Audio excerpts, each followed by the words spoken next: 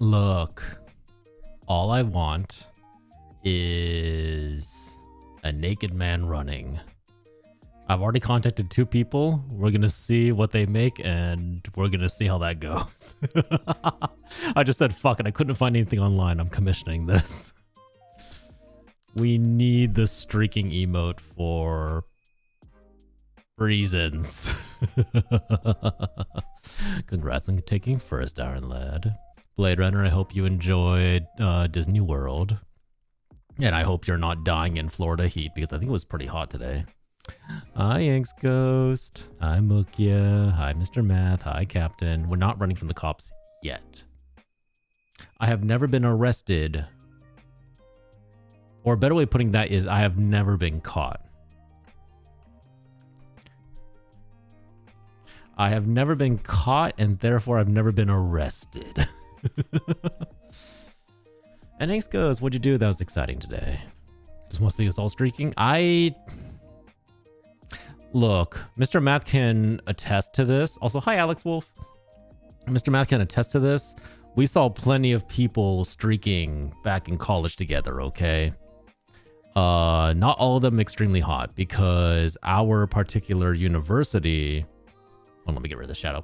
Our particular university used to have around final times. So whenever finals week came, they would hold this event where people would strip down to their underwear in the middle of the campus, and everyone would go on a undie run around the entire campus, just running through.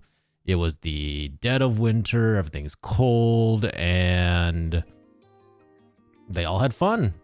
But it also meant that every finals week, me, Mr. Math, and others were just sitting there studying, and we'd get an eyeful of just a bunch of people running by. I would say maybe 25% of those people were actually hot, and the other 75% were, you know, your typical college students with too much beer guts and everything else. Not always hot but confident. You know what? Yeah, that's fair. That's not on me to shame them. They were confident and they were proud of the run, and you know what? Good on them. Not my thing. I don't think I ever did it. I'm desperately trying to remember. It's been so long. I don't think I ever did it. I did go streaking once, but that was for a dare, and I'm gonna say right now, definitely not into exhibitionism. Exhibitionism is definitely not a thing for me. I streamed for the first time ever. Hey, congrats, thanks, Ghost. How'd you enjoy it? Today I learned that the oral cigarette is a band name. I guess the anal cigarettes were already taken. Moo, go look up and see if the anal cigarettes is actually taken. I desperately need to know. I do it now, but not back then. I'm definitely more fit. I would actually have done it back then because I was definitely more in shape. Now I need to lose a few pounds. Let's put it that way. And here, I thought you were into kinky fuckery. I am. I'm into very specific kinkery fuckery that none of you shall ever know, because that is private information between me, my wife, and a few select friends who I choose to inflict that traumatizing information on. Hi, Hazel. How are you? Hope you're doing well. Look, my kinks are my own to know. And the few friends I've decided to share them with definitely regret learning that information. Let me put it that way. Looks like it's still free. You want to start a band with me? Hell yeah. We're going to be known as the Anal Cigarettes. I'm going to let Moo be the one to announce that name every single time, where he has to step and go, hey everyone, welcome. We're the Anal Cigarettes. And then a big neon sign behind us is going to flash on with just this man bent over and a cigarette just shoved up his ass. Happy wife? I mean, she's happy enough. No regrets. Did I tell Mukia? Man, we became friends real fast. Oh, hi, Hazel. Hope you're doing well. Yes, there is a new model. This is the 2.0 model. It was debuted about... Oh my god, it debuted like 2 weeks ago. Jesus Christ. Kinks are like leftovers. If you eat mine, you'll probably end up with a red mark from my hand on your cheek. That? I get it. I think instead of eat, you should have said consume. If you consume mine, you'll probably end up with a red mark from my hand on your cheek. There we go. You've let a few things slip, nothing crazy though. Oh, okay, so we're okay. So Google, we still have degrees in our friendship to go. Great, lovely. There's room to grow. There's space to develop. I'm into kink, but vanilla kink. Ah, the usual. The office lady, the sexy librarian, the extremely buff men. I've assumed others. Wait. What exactly are your assumptions here? Huh? Which of my kinks have you decided to assume that I enjoy? Yeah, vanilla kink's nothing's wrong with a good vanilla kink. A good vanilla kink can always be enjoyable. And then you add a little... Look, you have your vanilla, then you add a little bit of hot chocolate on top of it. A little bit of caramel. If you want to get really spicy, you add some hot peppers, some jalapenos.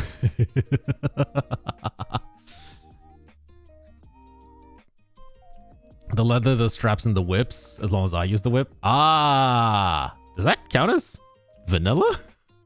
I'm not gonna lie, sadomasochism, I feel like a lot of people joke about it, but I think that's a pretty spicy kink. How did we get on this? We went from anal cigarettes, the band, to kinks. Oh boy.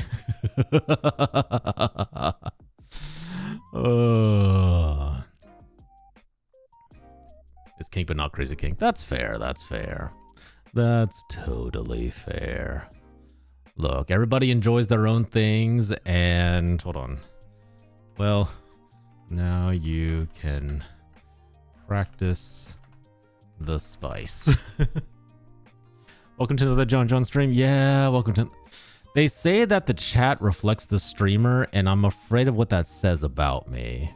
Because based on how my chat behaves, I am a perverted little brat who likes bringing up awkward topics and then running on really long expositional rants about them.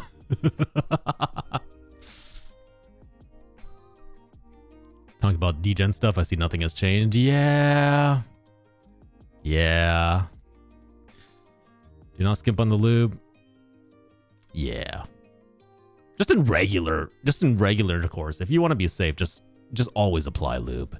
You'll be a happier individual and your partner will be happier for it. Trust me. I mean, you're not wrong.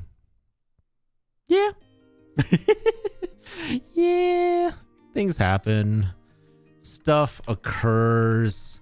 And you know what? We just bow and accept it. We just accept that this is our lives now in my chat, and we have to be okay with that.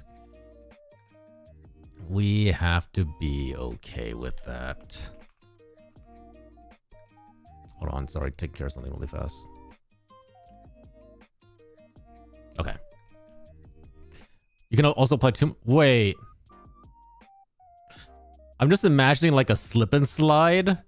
Like you put a little bit, you got like one of those barrels of lube, the one, is it the 1 gallon? No, I think there's like a 10-gallon barrel of lube available on Amazon. You bought one of those, you just poured it all over yourself and your partner. And now it's just turned into a giant slip and slide where there's no friction on anything. So you're just like sliding across the floor in opposite directions. Like at an ice skate rink. 55 gallon. Yeah, that one. Okay. Real talk. I thought about putting that on my throne just as a gag gift, just to see if anybody would actually get it. And the thing is, if somebody did get that, I don't know what kind of content I can make with that safely. And 2, I don't know where I'm going to store that. I don't have a lot of space in this house. It's a little bit smaller than the last one. And I might be moving to an even smaller place. So that much lube might be overkill. A vat of lube for me and you? Maybe. Depending on how much friction a person likes to enjoy themselves, if you apply too much, you'd be feeling almost nothing. Yes and you. I mean, that's how an Onohole works, right? Just lots of lube and a very tight vessel. I like oil play stuff, so the more the merrier. Yeah, that's fair. Honestly, that's fair. You should make a dono goal of flavor lube taste. What kind of content do I make that you think that would be a dono goal on my on what, my Ko-Fi, on my stream? Huh. I'm starting to seriously think about my self-image now. Starting to really worry about how people see me if that was the immediate thought that came to your mind. Can that lube be used in cars? I don't think so. Well, hold on. Okay, so hold on. Amazon lube drum. Okay, 55-gallon lube. This is True Guard lube. Okay, so to be clear, this is lube that you probably should not be using on your body because it's designed for the lubrication of machine tool slides, tables, and feed mechanisms. This is not, this nowhere on this does it say that it's rated safe for bodily functions. So just gonna say this is probably not something that you want to order for yourself. There's also a WD multi-use drum of 55 gallons. There's an industrial petroleum jelly, which costs $1,200. Jesus Christ. So yeah, most of this stuff is not lubricant that you can use on yourself. Congrats on the 3 stream streak, and also congrats Blade Runner on the 7 stream streak. I think I could see you doing a lube tasting tier list. Wow. You're not wrong, but wow. Yeah, that's mechanical lube. No, you can't. Okay. I don't think you can use body lube in cars. Don't quote me on that. And please don't go out and test that. I don't think you can use body safe lube, which I think would have to be either oil or water based. I don't think you can use that in cars. 50% sure about that. It's not a high percentage, but I'm 50% sure on that. Hold on. Can you use body lube in cars? Can you substitute motor oil with personal lubricant and have the motor still work? Probably not for long. Even just plain motor oil has a bunch of types, and using the wrong one can cause engine problems. Something that isn't designed for engines at all will really speed up the damage. The specifics of motor oil has far less to do with the oil and much more the heat. Oil in an engine has to remain the process of oil, even if it gets to be 400 degrees. It can't just boil out, it cannot catch fire, it has to stay oil. Yes. Something tells me that you should not be using body lube for your motor engine. Just a feeling. And similarly, you should definitely not use motor oil for your body lube. That sounds like a quick way to get some kind of infection or cancer very quickly.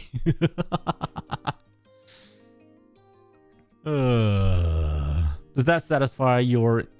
Guys, we are an educational stream. No matter what, we are here to teach you something new. We are here to educate you. And you will always learn something when you come to this stream. I can't guarantee that's going to be something you want to learn, but you're going to learn something.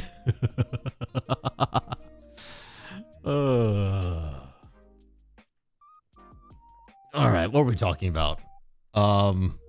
Lube stuff. No, before the lube stuff. Shit, we were on kinks. No, that's not much better, is it? But yeah, how is everyone doing today? I know we kind of jumped straight into the sus, but I hope you're all doing well. I'm very happy to be back. I took a short trip over to Boston and now I'm back home. And I do have to say, there's going to be another break. After this week, I'm going to be gone until the beginning of December because my grandmother-in-law is celebrating, I think, her 90th birthday. And in Asian culture, getting that old is a very, very significant age, and everyone better be there to celebrate. We're talking about cigarette bums. Yes! I personally would absolutely go watch a band called Anal Cigarettes. I don't know what kind of music they would make is the problem. I can't imagine what kind of music Anal Cigarettes would make. It'd be like some kind of new type, instrumental with a like guitar solo in there somewhere. It has to be like something avant-garde. Really experimental, if you know what I mean. You know, at a fair, someone invited me, I'd go to, it'd just be like, out of curiosity, it'd be like, the Anal Cigarettes.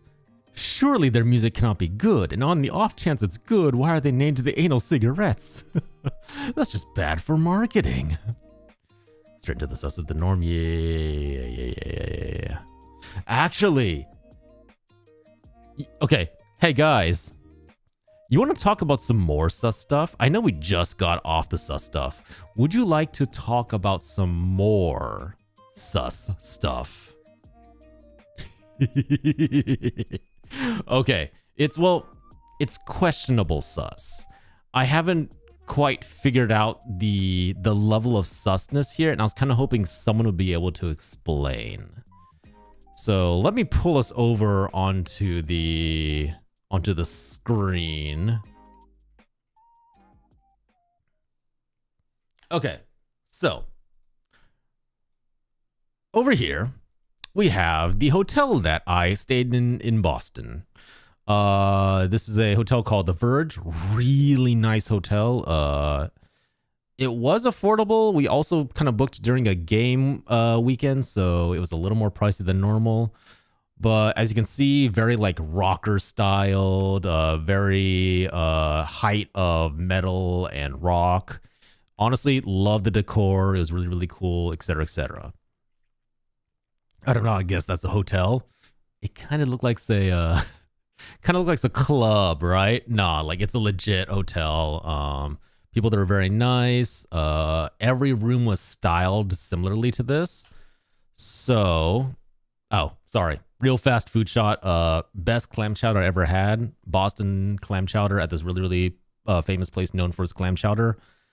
Not gonna lie, that was $9.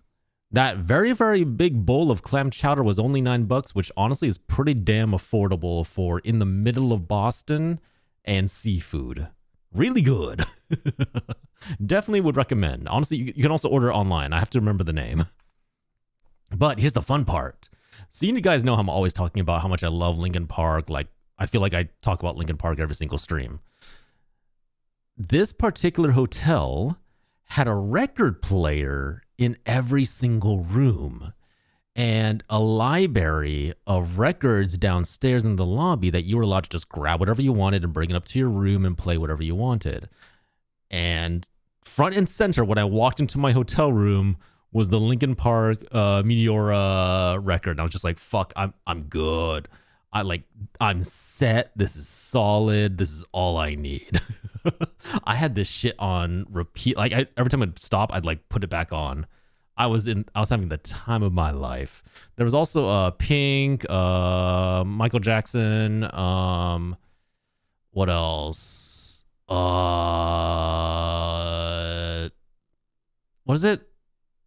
Seven Bengal Stars? Seven Bengal Stripes? I can't remember.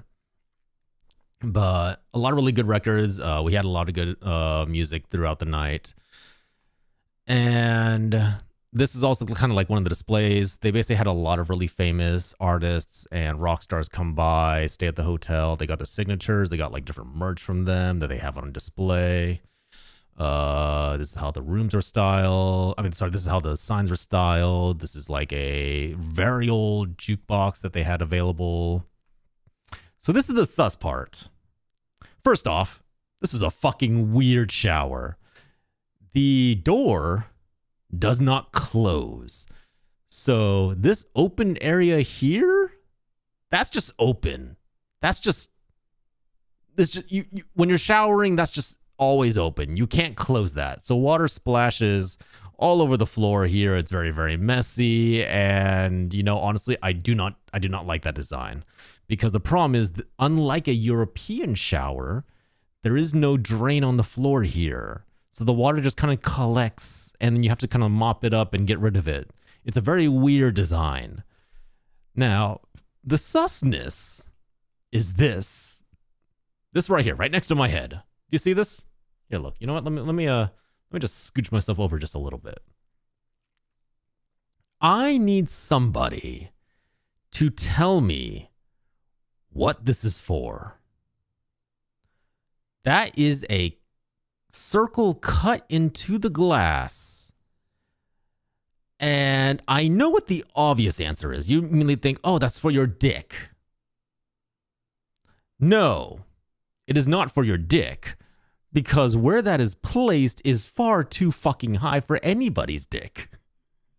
I'm a pretty tall guy, and that is standing right about at about like ab level, like right above my belly button. And I can't figure out what it's for. So you can grab stuff off the sink counter? That's the thing. The shower has like a good distance away. It's not really evident in this picture, but there's a good amount of distance from that hole to the sink counter. You would kind of have to like put your whole arm through and reach down, like get all the way up to your shoulder before you could really reach the countertop. It's really not set in a very convenient area. Yeah, it's really high up. Like I'm 6 feet tall and that thing's like at my abs. So for the life of me, I can't figure out what that could possibly be for. It's also not a great angle because you can't just reach down and aim straight for the countertop. You have to kind of like reach in, reach out, and then down. So it's really like I tried. I was like, oh, maybe I want to try and grab my shower, my towel, and then I tried reaching through and I tried grabbing it, and yeah, it didn't work. I can see that for hanging some stuff, maybe to hold a towel or like a washcloth, maybe. But the thing is, this shower head is a very widespread shower, which also means that, again, that's why the water's like spilling out the entire time, which means water is splashing outside of the hole as well. What do you think? I got it? Ooh, okay. Go to the other pic. Like this. So water splashing out of this hole and getting over whatever you have over here. So hanging something there is not really a great idea either. Whatever it is going to get soaked immediately. Glory hole? No, that's the thing, Lynn. I tried. I tested it. It's too high for the penis. Unless you're like 8 feet tall, that is too high for your penis. And if you're a woman, because my wife tested this, it is too low for your boobs.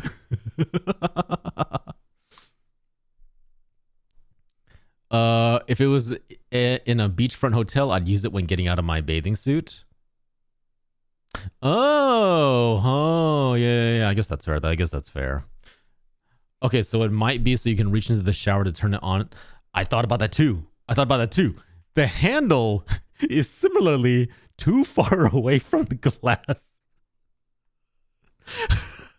I tried reaching through, and even with my long ass arms, I had to stretch out to the max, my shoulder all the way through the hole to reach the handle.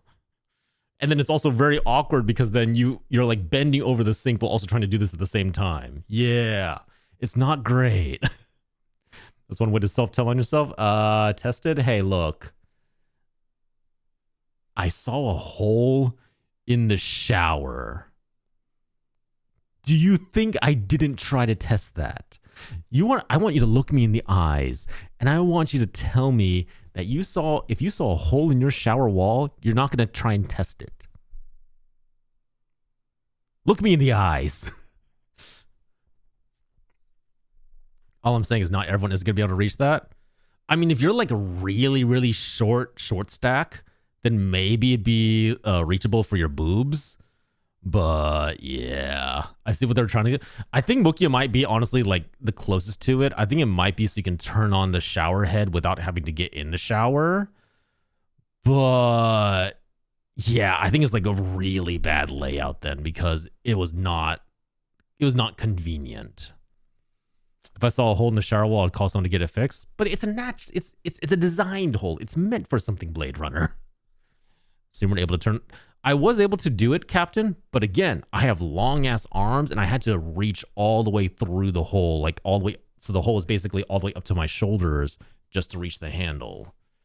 So I think Mookie is right. I think it was initially designed to allow you to turn on the shower without having to get in and having like cold water splash on you, because like I said, it's like a big wide nozzle. It's just really badly planned. Really badly planned, because again, the water from the head is like splashing outside through the hole. It's not at a great height for people who might be short or might not have long arms. It's such a weird design. I'm sorry, I'm not saying I stick my dick in every hole. I'm saying if there's a weirdly unnaturally placed hole in the shower, of course I'm going to try and see what it's for. And hence why I brought it to stream. I'm like, hey guys, maybe you guys are smarter than I am. Clearly, at least some of you are far smarter than I am because you figured out what it was for. Yeah, Captain. Like, that's what we thought too. But like I said, just really badly placed. Really badly placed. And to clarify, no, when there is a hole cut into the bathroom stall, I do not try and stick my dick through that. That's just an easy way to get infections and possibly STDs. No, I don't actually put it into there. It's only when it's clearly designed as part of the structure that I have questions about it, okay? Just to get right ahead of that, because I can see some of your ideas veering that way. But yeah, so that was I guess that was like the big question I had about this hotel, is just like, why was the shower designed this way? Because honestly, everything about this design, like the hotel itself, amazing, cool, really, really aesthetically well designed. This part was so confusing to me. Hey, congrats on the 7th stream streak, Captain. Glory holes must be sterilized after every use. You know, I never used one, so I don't really have any plans to either. That is definitely not. I don't get the appeal of them. It seems like a very specific fetish that I'm definitely not into. But yeah. So yeah, that's my hotel. It was very nice. Clam chowder was great. If you go to Boston, get some good clam chowder. The record player was honestly the coolest thing about it. That was also a very good speaker. Hi, Jose. How are you? Hope you're doing well. Wait, what's future John? Honestly, okay. This speaker right here, one of the best speakers I've seen of that size. That thing had enough bass to shake the room when I turned it all the way up. Like, holy shit. That thing had so much bass. And like the sound was honestly really crisp and clear, even with the scratches from the record. So, hey, damn, they really like shelled out for each room. It was really, really nice. Maybe I'll share a few pictures of the room I have here later. Yeah, go for it, Blade Runner. Put it in the media tab. But yeah, honestly, I think Mukia and Moo are right. I think this is really just like a fuck up. What hotel is this? This is the Verb Hotel. If you decide you want to stay there, the Verb, V-E-R-B Hotel. Very chill people. Like I said, just don't book it during a game weekend because it's right next to the very, very famous stadium in Boston. I can't remember the name of it. The really, really famous baseball stadium where the Red Sox are based at. Not as much bass as Oh, you mean this bass? This boom, boom, boom, boom, boom. Boom, boom, bow. You gotta get that boom, boom. Hi, Pursuer. Hope you're doing well. Future John John is your son that doesn't exist yet. Oh boy.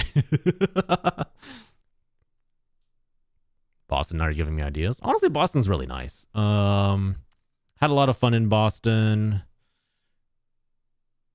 Look, I have moved around and lived in so many different areas in the US that at this point, a lot of cities just kind of seem the same to me. Boston is a city. It's nice, but it's a city. Like, it just feels like it just blends in with San Francisco, Manhattan, Seattle, all just kind of like start like streaming together into one giant conglomerate. Canada win? I have visited Canada already.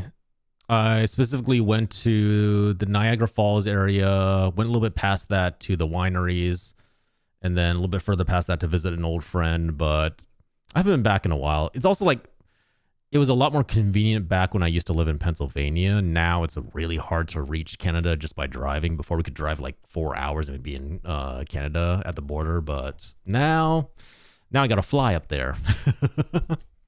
Which one's your favorite city? Honestly, always been a big fan of San Diego, even though I think everything there is really overpriced, really pricey, really, really expensive, and the living cost is really, really high. As you can tell, it's all about money. I do really, really like San Diego because you can go from San Diego, you can go from beaches to mountains to ski slopes, all within probably like a good day. It's really nice having that flexibility. I like the people there. They get less on my nerves than other people. Straight up, I'll be honest. Like, despite it being like a mostly tourist city, I can stand the people in San Diego a lot more than I can stand the people in other parts of the world. Everyone in my unit wants to go. I mean, because like San Diego is like very much like known as like the vacation area. That being said, I don't know if I can recommend swimming in the water. Recently, because of all the tourists and all the travel lately with COVID being lifted, it's gotten really dirty, really, really polluted. If you're gonna swim in the waters, don't ever drink the water, even by accident. If you do, brush your teeth. And don't swim in there with open wounds. Ow. Okay, I'm too lazy to clean up, tell my family to not be in camera shots, so I'll just share a video of it. Yeah, that's fair. Yeah, do that. But yeah, like San Diego's great. I love it. Food's great. Everything's great. People are okay. And if you want to go surfing, amazing surf place. If you just generally want to relax and just spend some time off your heels, it's a great place to be. And like you can go from like Mexican food to Asian food to Italian to American and then back to some more Mexican and just go on from there. It's lovely. It's just that, you know, you got to make sure you have a really fat wallet when you go visit because everything there is about maybe double the price of what you're used to. Don't like southern states due to the heat.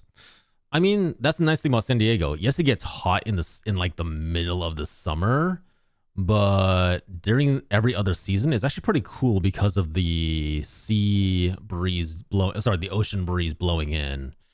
And then every morning when you get up, especially when it's really cold, there's this really nice, I forget what it's called,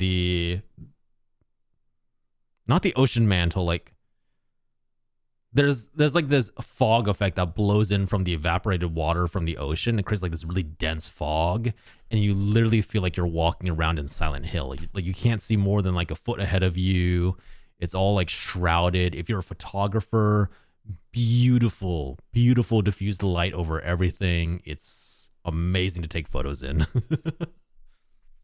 Dreams not hearing Jonas called up. I do my best. Look, I do my best to make sure that all your dreams are properly smashed. that you can never dream of the future, that whatever hopes you had die pathetically in the gutter. The cult dump has its own sewage system just for the dreams that are destroyed here. Well, I guess I got stationed in the inferior San Diego. Wait, are you stationed in San Diego now? But yeah, my advice is avoid like the big tourist areas like the Gaslight District. Avoid the... Oh, okay, hold on. I will purchase them first thing tomorrow. I'll purchase them tonight if you're okay with that. Just send me the dates and times you need to be there. Sorry. The wifey and I have to buy tickets and a hotel for another trip. Basically, the wifey is having to do a bunch of business meetings, and so we have to plan out a bunch of trips. And I'm very, very lucky that I have a lot of points stored up on my credit card because I'm just burning through them really fast. Kids, use your points. Use your points. Use them for wherever you can. Get whatever you can refunded or tax written off if you can, because please, shit gets expensive. Flying, okay. Can I say that I am cursed when it comes to flying? Because I think on the last, honestly, I want to say the last like 7 flights that I've been on, I have been seated next to, behind, in front of, or right next to a crying baby. A little newborn screaming at the top of their lungs about how the world is unfair, not getting mommy's milk, no one's paying attention to them, and the screams are deafening. Like, the one on this last flight was so loud, I saw everyone around wincing every time that baby opened its mouth. If you were cursed, your ass would be dead and gone. I've never encountered crying babies the last few flights. Here's the thing. You know what's the worst combo? Is when the mother brings their 5-year-old along on the trip with the crying baby. Because then if you're the very unfortunate soul who gets seated in front of them, the baby's going to cry. It's going to be right behind you. It's going to pierce through whatever sound canceling headphones or earplugs that you have. And that 5-year-old is guaranteed to throw a tantrum at some point during the flight. And you're going to hear this on your back as the baby is as the little child is kicking with all of its might straight into the back of your chair, and you feel a little staccato going ba ba ba ba ba ba ba ba ba ba ba ba ba ba ba ba ba ba. Here's $5 extra. Jose, you didn't have to do that. Thank you for the $5 extra for Starbucks, if that helps. I really do appreciate that. Thank you so much. Oh my god, that's so generous. Oh. Thank you, Jose. And so that was my last flight. Just the little baby going all on my back. I was like, maybe I'll get a massage out of this. And then the tempo increased. And the strength. I don't know how this little 5-year-old had that much strength to rock the entire chair. I turned around and I said to the mother, "Excuse me, ma'am, could you please get your child to stop?" She tried her best to kind of shush the child and get them to stop kicking my chair for maybe 20 minutes, and then again on my back. Pain. 3-hour flight. 8-hour flight, pursuer.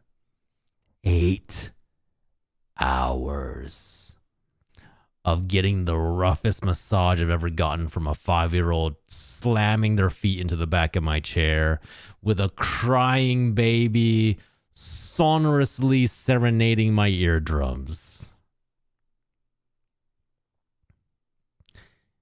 And there was nowhere in the plane to move. No empty seats. It was full.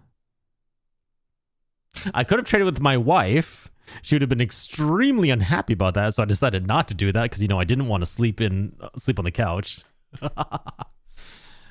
You're welcome to give more. No, Jose. I do appreciate the generosity. Thank you so much for the support. I really need to enable emojis and emotes and stuff on YouTube if they even have that. I don't know if that's an option. It sounds like those. I'm partly glad I have mild tinnitus. Doesn't mild tinnitus make it worse? Because then it means loud noises reverberate more in your ears, don't they? My mom regrets not bringing her sound canceling headphones with her. I had them on for our whole flight and was just music playing the whole time. So here's the thing. I usually can't afford noise canceling headphones because when I do my regular work, we don't use noise canceling headphones because when you use noise canceling on your ears, yes, you deaden sound around you, but you also modify the sound that's coming from the speaker. It's coming from the headphones into your ears, which is why open back headphones are usually best for sound mixing, but that also means they let in every bit of audio from around you. And I don't have the money to shell out for another 200, 300 headphone just for its travel and sound canceling. But for personal use, don't you have a throne? The reality is, I have other things that I'd rather put on throne. Like getting myself a new mic arm, which by the way, I'm still using the one that exploded and I repaired. Yeah, that one is still in usage. It is held together by super glue, tape, and dreams. The dreams are fast, eroding, let me tell you right now. The super glue's barely holding together. Yeah, you get them when you open membership? Yeah, I gotta set that up then. But no, yeah, Jose, no matter what, I appreciate any form of support, and thank you so much. The ringing blocks it out. Oh god, I don't know if that's a good thing. I still have PTSD flashbacks to when your mic arm exploded on stream. Oh yeah, for those who aren't aware, mid collab with I think a bunch of my friends. I think this is also when my eye was mid giant tear through it, so I also couldn't see at the time. But basically, halfway through, I grabbed my mic arm to try and reposition it so that I could speak into it better. And the head just explodes, just fragments. It was less than a year old, but it was no longer covered under warranty. It just exploded. I felt pieces flying past my face like shrapnel. And my mic arm, the mic itself just crashed to my table and I think probably blew out the eardrums of anybody who was listening at the time. And yeah, I slowly put together the fragments of that little hand grenade and then glued it all together, taped it back together, and now I have a jury-rigged mic arm attached to my mic. And you know what? It still works. It's not great, but it still works. I thought you died, man. My stream setup died. Because I think they'd also yanked the cord out of my sound audio setup, but I had to re-go through all that again. I'm telling y'all, what? What are you telling them? I'm an innocent little demon. I would never do anything sus. I'm entirely innocent. His deep voice is too... Okay. If I had... Sounds like that was some killer audio. God damn it, guys. If I had the ability to shake apart plastic based purely on my bass... You know what? I could work with that superpower. Do you know how many things are made out of hard plastic? If I had a voice that was right at the perfect frequency, you know how opera singers, when they sing really, really high, they shatter glass? If I had the perfect frequency voice to just destroy hard plastic around me, I would be so powerful. the amount of political strength I would have just off of having that ability. Oh, wrong one. Wait, why'd you bonk me? Also, someone needs to remind me to install the bonk on this particular model. I keep forgetting to put that back. Ow. Yeah, that's more like it. Hi, Eris. How are you? Hope you're doing well. We're just yammering right now. Honestly, I was figuring let's just chat a little bit longer, and I was actually going to check out the Game Award nominees because they're currently blowing up Twitter. Things are getting real fucking crazy on Twitter right now around the Game Awards. I want to steal your audio setup. Wait, why? It's broken. It's in shambles. Like, the mic itself is good, but everything else is like falling apart. Technically speaking, my Go XLR is no longer supported by the company. I had to install a fan-made program just to use it normally, which, by the way, I found out that was the issue with the audio setup. Basically, the official company for Go XLR gave up on their product, is no longer updating it, so when it breaks, you can't fix it. I had to install a fan-made program and had to utilize that to get everything working again. That's how bad it is. My audio setup is scuffed as hell right now. I hated having my Go XLR. If I had a chance to go back, I would probably have either bought the smaller Go XLR because I got the really big version. I'd probably have bought either the smaller Go XLR or just not bought it at all. I did not know when I bought it at the time that the company was going to go down in less than like 2 months after I bought it. I was like, damn, I thought they were going to be around for a while, but no, they immediately went down after I made my purchase.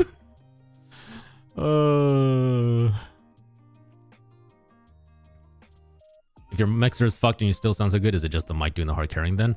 It is the mic doing the hard carrying, but I also spent, I want to say, probably a solid month straight in time invested just fiddling with my tuning, doing everything that I can to make my voice fit this mic.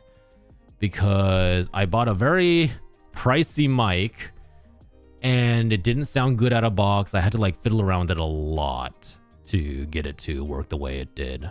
Like, this is the, if you didn't know, this is the Shure SMB7.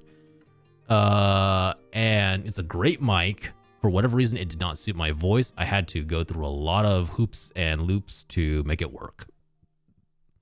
You're a cursed man after all. You're a cursed man, Mr. John. Everything is falling apart. You should see the rest of my... I have... Okay, there's a switcher that switches it from my speakers to my streaming setup. That's like currently duct taped to one of my speakers. The speakers themselves are duct taped together to keep the screen on because they fell off. What else? I've had to replace the USB cables on my entire setup at least once for everything, and then probably more than a couple times for some of the other cables. If you've ever seen my old hand cam setup, I basically had my hand cam duct taped to a, what do you call it? A wooden spoon, the kind of cooking wooden spoon that you use for like soups and stuff. And that was duct taped to an extra boom arm that I had. And that was bolted on with A-clamps to my monitor stand. There was a point in my entire setup where everything was held together by tape, prayers, and an almost religious faith in the god of technology. I miss those days. Those days were scuffed days. Every stream something would fall apart and I'd have to like figure out how to put it back together. It was great. It was lovely.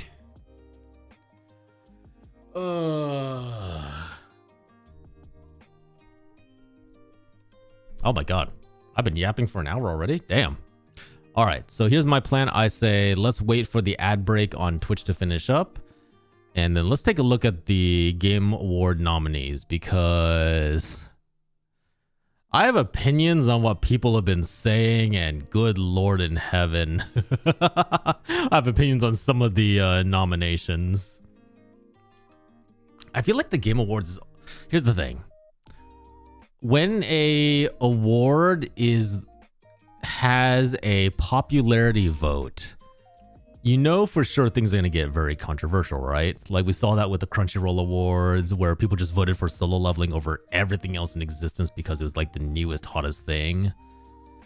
And there's a lot of times where I'm like, yes, I get that leaving the entire judging process to critics is very dry, very stuffy, and they only like vote for like the really avant-garde artsy stuff. But at the same time, leaving the popular vote open has always been proven to not be a good thing. Whenever the mob decides, the mob is very stupid. We do not make smart decisions as a unified front. We need something to like at least guide us. But yeah. Yeah, Ares, like I spent way too much time trying to mess with my audio. My advice would just be to get a much like simpler mic, and then you can also like spend a lot of time getting stuff exactly to the tone and audio that you want it to without having to drop a bunch of money. Without having to empty your wallet to make a good setup. There's a lot of different ways to improve it. I did learn a lot about like audio setup and AV tech stuff thanks to just trying to get this all to work. So that's a plus side.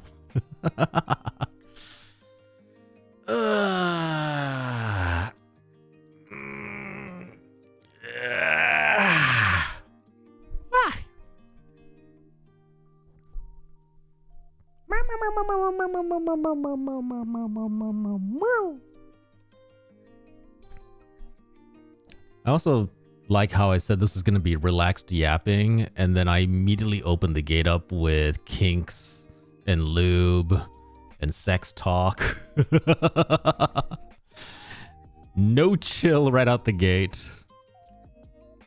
You know, originally, this was supposed to be an ASMR stream. My original plan had been for this to be hosted on the YouTube side on the ASMR channel. I was going to be all like soft speaking, like, hey guys, let's chill out today. Let's relax. Let's talk. That was my initial plan. I was going to be really nice and quiet about it. And then I just gave up halfway through setup. I was like, it's too complicated. I don't have enough time. I'm just going to go straight into the regular stream. And I'm kind of glad I did, because I don't know how this would have worked over ASMR. It would have been extremely distracting. When was this? Very beginning of the stream. Like literally, like I think the first 30 minutes of this pursuer were just all about lube, kinks, and sex talk. And then we got to the hotel, and then the glass window, and then we started talking about holes. That's a whole different thing. Educational streams. You'll always learn something. Like the fact that we learned that you should definitely not use body lube to use on cars.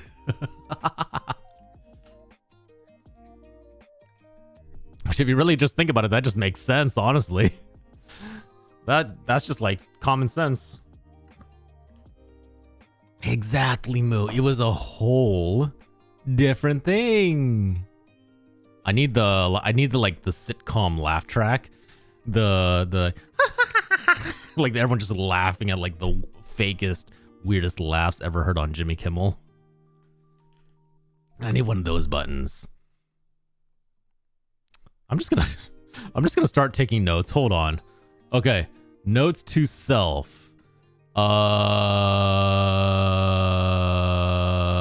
Okay. Notes to self.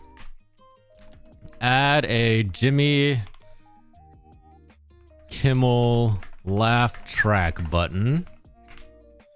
And add the bonk toggle again.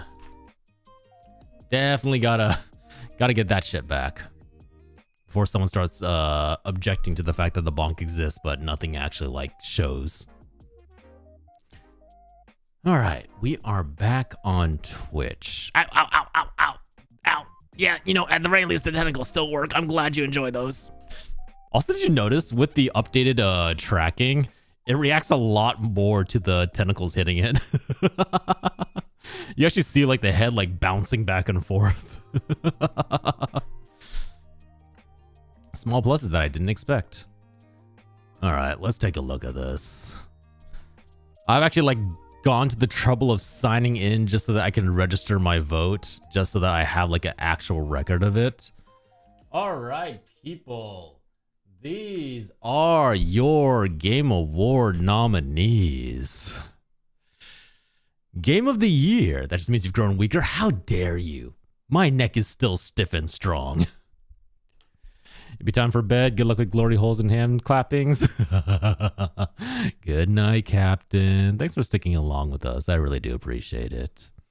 All right. Can I zoom in? Yes, I can. All right.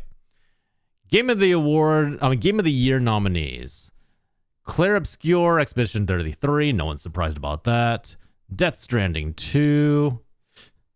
You know, I never actually played this series. Death Stranding 1 never caught my attention, and I hear Death Stranding 2 is very different, but you have to play Death Stranding 1 in order to understand it, which I don't ever plan on doing. Donkey Kong Bonanza. Hi, green guy. Welcome in.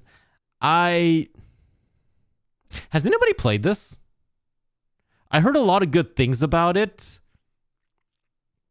but has anybody actually played Donkey Kong Bonanza? Can we vote for Call of Duty number whichever? Moo, if Call of Duty is on any of these nominations, I'm going to throw a rock at my screen. COD 420. Dude. All I know is that you go from one point, you're just walking along talking with your buddy, and the next thing you know, your buddy's this giant evil alien with laser eyes, like on the horizon, smashing down at you. I don't know what is going on in that game, but it is wild. I didn't even know that Donkey Kong came out. It was one of the launch titles with the Switch 2. It's a good game? All right. So people are saying it's a good game. I don't know. I'll hold back judgment on this. Hades 2. Haven't played it yet. I have heard really, really good things about it, but essentially if you want more Hades, it's Hades, but essentially more and possibly better. Hollow Knight Silk Song. What is it? More Hollow Knight. Also, kind of varies in opinion if it's necessarily better, but there's a lot more Hollow Knight. Haven't played it though. I did watch Zach Gaming play it. I'm guessing that's a YouTuber. Kingdom Come Deliverance 2. I have not played this, but I have heard a lot of people call this one of the most immersive medieval RPGs they have ever played. And I have seen stuff like if you run at something and you're riding your horse and something's low enough that your head would actually hit it, you are actually like knocked off your horse and you go like crashing to the ground with a concussion. There's stuff like if a peasant challenges you to a fight, you're gonna absolutely murder him. Doesn't matter like whatever kind of weird weapon he has, he's gonna get murked because you're a fully trained knight and he's a peasant. So I heard a lot of good things about it, but the only ones that I can really vote for are basically Claire Obscure, Hades 2, and Hollow Knight Silk Song. So the only ones that I can't even vote for Hades 2 technically because I haven't played it yet. I've heard a lot of good things about it, but I haven't played it. Love Hades 2, but I love Hades 1 gameplay more. I did notice that from what I saw, Hades 2 seems to take a lot more like ranged combat than melee with Zagreus. So that looked interesting. So the drama that I was talking about earlier, if you're familiar with the streamer Shroud, really big FPS streamer, I believe he used to be a pro CSGO player, plays a lot of FPSs right now, really big face on both streaming and on content creation in general. the entire time leading up to the nominations, he was telling people that Arc Raiders should win Game of the Year over Expedition 33. And I have not personally played Arc Raiders, but I have watched a lot of footage of it. I have friends who played it. And to give it all fairness, Arc Raiders, which is a extraction shooter, is a very nicely put together, very smooth, very well optimized extraction shooter. In no fucking world does that beat out one of the top rated across the board RPGs that seamlessly combines the aspects of real-time combat with turn-based gameplay, that introduced an entirely new generation to turn-based combat and made them like it. That introduced beautiful sound, introduced beautiful plot, introduced gorgeous scenes made by a small indie team and blew up everything across the board. I'm sorry, no way does a extraction shooter, even online extraction shooter, even come close to beating that. And I remember that there were some clips of him apparently getting really, like, I don't know if this is a bit, but him getting like really pissed on stream that it wasn't nominated at all. Maybe only Donkey Kong is the only one I'm questioning, but I think all of these, just off of the fact that they have a plot, kind of beat out a extraction FPS. Hi, Boba Craft. How are you? Hope you're doing well. Honestly, if I had to vote for any of these, because I haven't played these three, it's a lot harder for me, but I would probably vote for Clear Obscure, because here's the thing. Like I said, it basically revitalized the industry. It basically told everyone, hey, look, small studios can still create something amazing and gorgeous and beautiful on the level of AAA games and completely overtake the market. And it inspired a bunch of other indie game makers. It inspired people to give new revamps on old genres and brought back a whole new, basically like gave old generations that turn-based combat they really, really liked out of like Final Fantasy and JRPGs, and brought that into a new generation and let them experience that in a style that they were comfortable with. This year was great for small games, like between Silksong, Hades 2, Clear Obscure, fucking amazing. The reason I'm not going to vote for Hades 2 or Silksong, Hades 2, like I said, is just Hades but more and possibly better. And as much as I love Silksong, like you see me play it every Friday, you know I love Silksong. I have to be honest and say that it is Hollow Knight, but more. It's not something new. It is a continuation of the previous game, and that's fine. But I don't think that would give it Game of the Year over Clear Obscure 33, which is this whole new original IP that went out and basically broke the gaming industry. 33 deserves the win because it not only revitalized the industry, did it with a turn-based game, a genre that was all but dead. Yeah. Hi, Andy. So yeah, that's going to be my vote for Game of the Year, Clear Obscure. Give me the next. Best Game Direction. Okay, so I do want to say, Split Fiction. The wifey and I did play this. If you aren't aware, this is by the same people who did It Takes Two, which you might recognize from a bunch of other streamers like Iron Mouse and Connor playing. And it was basically about like two estranged parents going through this magical journey to basically revitalize their marriage and teach them lessons about parenting and raising a child. And the wife and I played through this entire game. This is one of the few games that outside of Pokemon and Nintendo that she genuinely enjoyed and made her want to play Split Fiction with me. We marathoned this game. Like every night, whenever we had free time, we would play this game and play it. It was a lot of fun.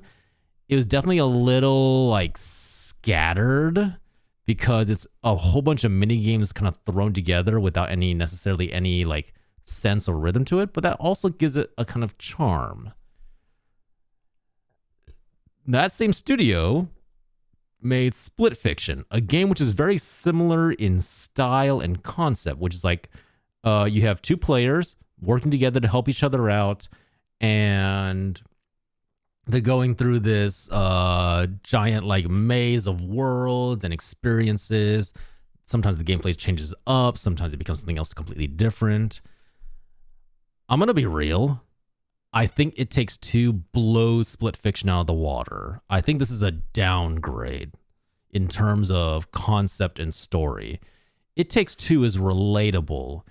Like, you feel the very human struggles. These are like flawed characters in It Takes Two. These are two parents who aren't raising their kid right, who aren't like ending this relationship in the best way possible. They're inflicting emotional harm on themselves, on their child, and you kind of like go through that whole journey with them.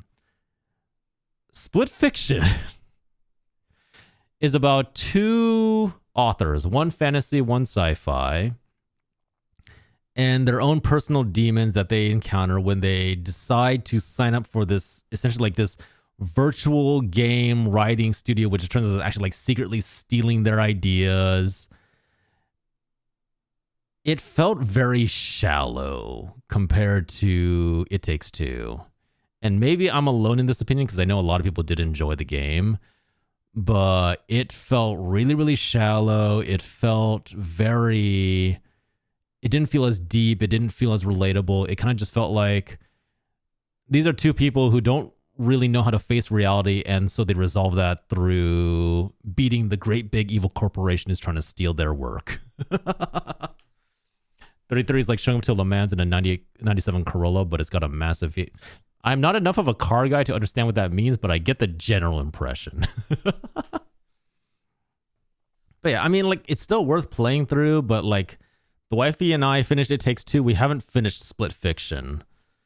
So I think that kind of says a lot about my opinion about it. Again, haven't played Hades 2 yet, but I do love Hades. Great. Not really have any problem with that. Ghost of Yote.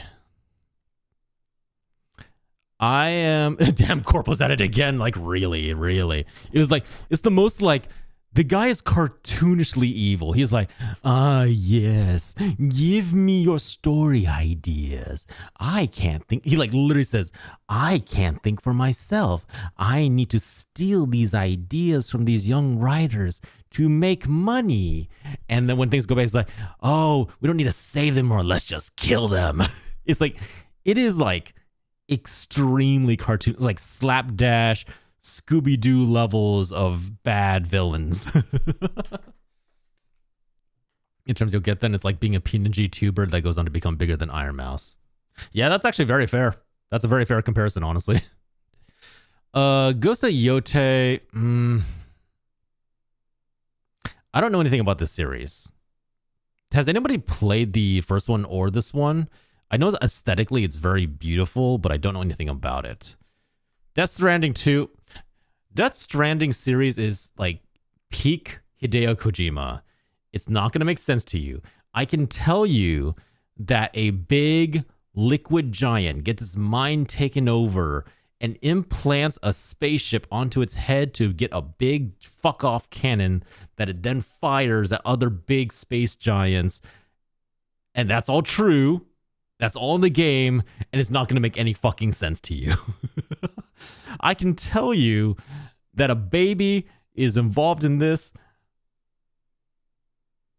but that at no point does the baby is used as a sensor. And you know what? That also is true, and it doesn't make any sense. If you like that kind of like insane level of writing from Hideo Kojima, then definitely I think this is the game for you, but the concept just confused the fuck out of me. Even when I watch like cutscenes online on YouTube, you know, like those like big compilations of like cutscenes from a game that people like to upload. Even when I saw one of those, I was like, I don't understand this game. This game makes no sense to me whatsoever.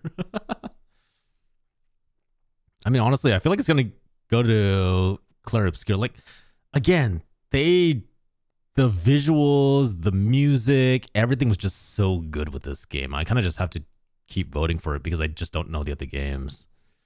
Best narrative. Hey guys. I'm starting to see a trend in this. I did try Silent Hill F. It was all right. It didn't grab me. I think my problem with Silent Hill F, that I kind of agree with a bunch of others, it stops being scary when your character whips out like Dark Souls level of dodging, where she zips out of combat, zips back in and smashes them with a giant like pole arm. It really pulls you out.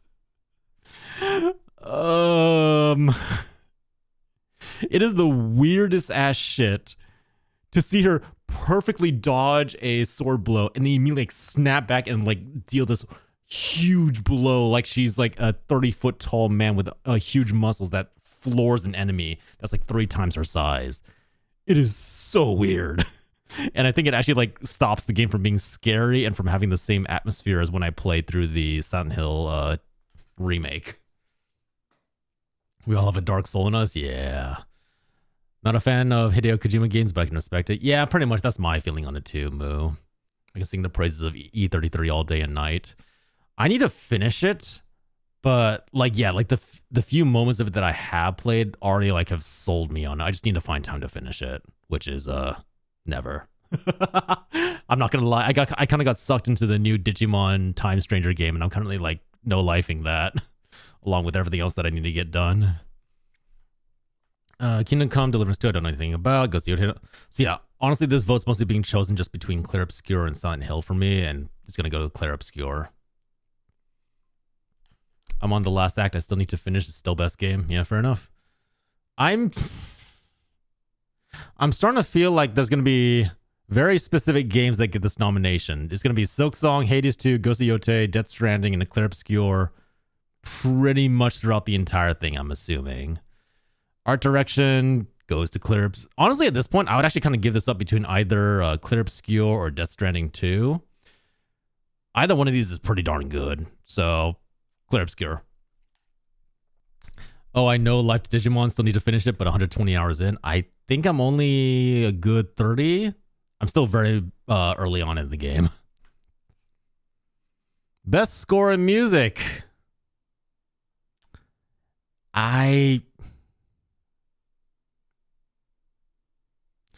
Again, I love Hollow Knight Silk Song. The music in Clair Obscur is haunting. It's delicious. It paints an image in your head just by listening to it. I love Hollow Knight's music. I love Hades' music. I have to say, you know, the funny thing is, I think I saw an interview where this is this guy's like first composition for a major game. Like, I think they said they found him, like, they found him on Fiverr or the equivalent of Fiverr for them. They were like, hey, I need someone to make a track for a game. And then this guy was like, oh yeah, sure. Here's a quick, like, 1 minute thing I submitted. The director of the studio listened to it, was like, this is really good. What else do you got? And after talking with him for a little bit, he's like, fuck it. I'm pulling you onto the team. It's a really small team. You're going to have to like pull a lot of hats. The man literally is like just composed the most beautiful, gorgeous soundtrack out of nowhere, puts to the game, and it is 100% helping to elevate the game to its like high pedestal that it's at right now. So I can kind of tell where a lot of my votes are going to go, honestly. But is that it? Is that all the... Is that all the categories? Did the site crash? Oh dear. Well. I guess the site crashed. Too many people trying to vote. Okay, view all categories. Okay, here we go. Best audio design. I swear to God, if it's the exact same one. Hold on. Hello? Hello? Site? The site do be struggling at the moment. It is like gasping for breath right now. People are like slamming it with votes. It is doing its desperate best. It's doing its desperate best to keep up. Start voting. Come on, baby. Hang in there. Where's the spice category? Exactly. Where is the best adult game category? Where is the best sex scene category? Where's the best sex noises category? VO categories, best audio design. It's not gonna let me do that, is it? I'm gonna have to actually like go through bit by bit. No, I don't think the game's gonna survive. I think it's just like, I think the site's like just dead in the water. It can't keep up. Ah, well, guys, I wonder if there isn't a like adult games award. Hold on. Adult Games Awards. There's Adult Games Week on Steam. There might be an Adult Game of the Year award. Hold on. Wait.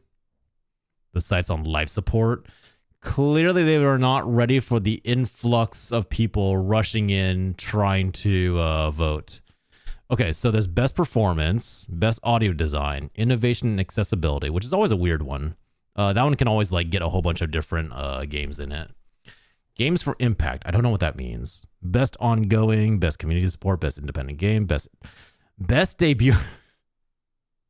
Guys, take a wild fucking guess. What game is going to get this one?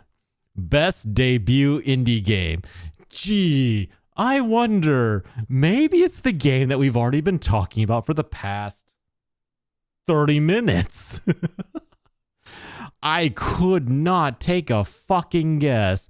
Who do we possibly think is going to win this goddamn category? Unless they no longer define like Expedition 33 as an indie game because of how big it's gotten, but that's definitely an indie game.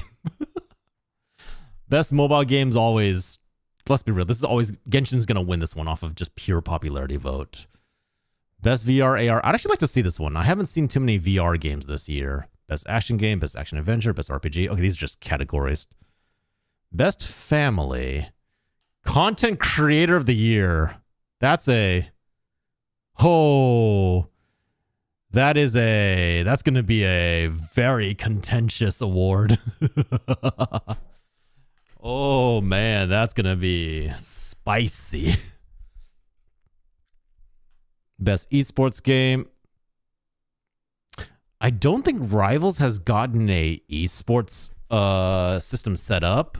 So this might, I don't know who that's going to go to. What other? Valorant? League of Legends? Like the usual, this would just be the usual people, right? Like CSGO, Valorant. I really doubt Overwatch made it on here.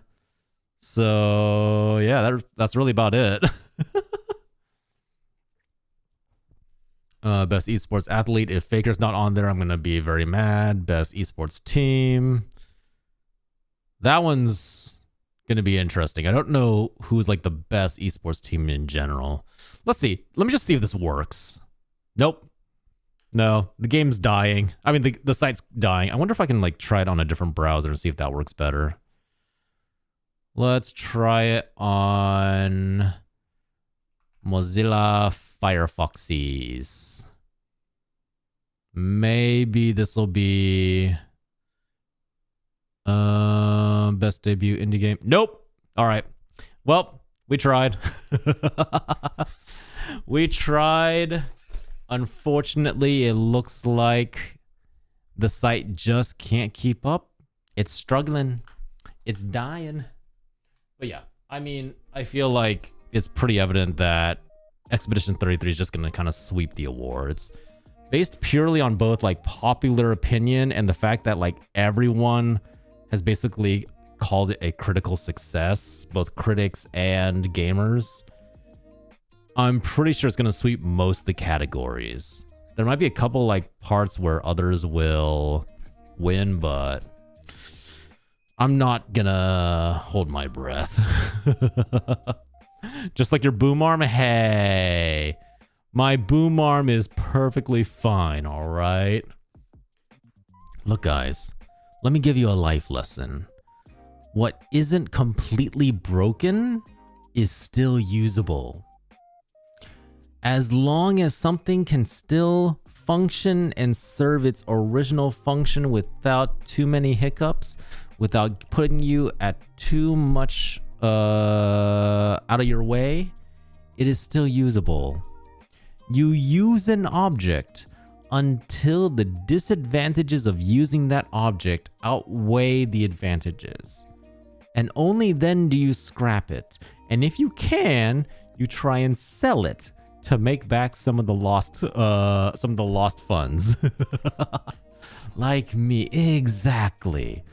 Ladies, gentlemen, those of indiscriminate gender, if your partner is not too broken and the advantages of staying with them outweigh the disadvantages, then you stick it out.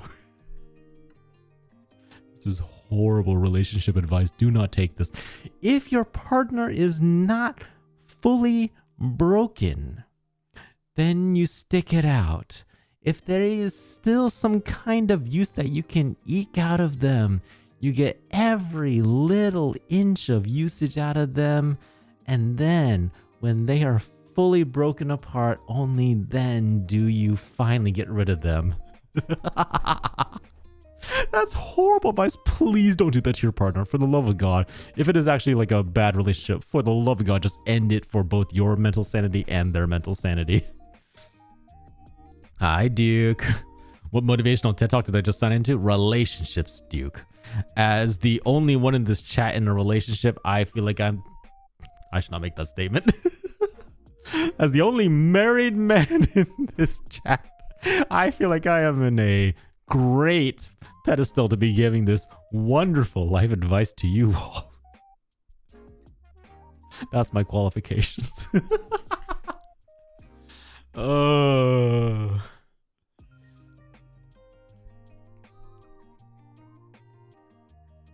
What other horrible advice can I give? Guys. Alright, I'm gonna be honest, I'm stealing this one from Game Grumps. Guys, when you're trying to satisfy your partner with your mouth, make sure to really satisfy them by screaming into the genitals. Doesn't matter what shape they are, doesn't matter what form they take. Just scream into the genitals at the top of your lungs. Come! Come now! Instant turn on. I guarantee it.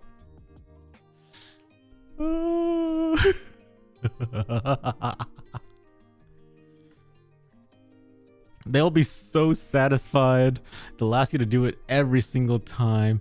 You won't get thrown out of the bedroom. Thank you for the sip of clear, refreshing, hydrating coffee.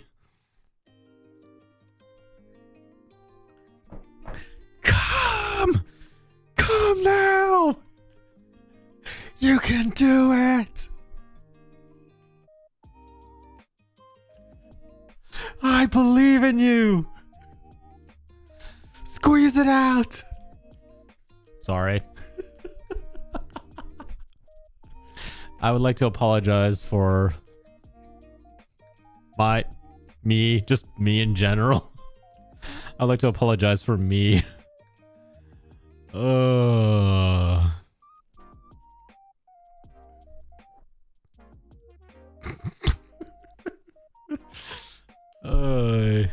I'm 5. Well, you heard him, Moo. Why Moo? Why Moo specifically? Why are we calling out Moo specifically? Oh. And ladies, remember, they really love it when you use your teeth. Just stick it in your mouth and go. Just really bite down and grind. I guarantee it. They'll love it. They'll thank you. Make sure if you can to also fit the balls so you can go. If you're drawing blood, you're doing it right.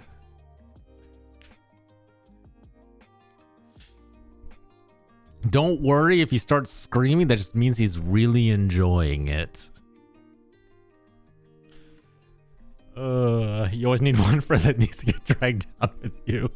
That's true, you know, that's fair. Always gotta drag down at least one other person.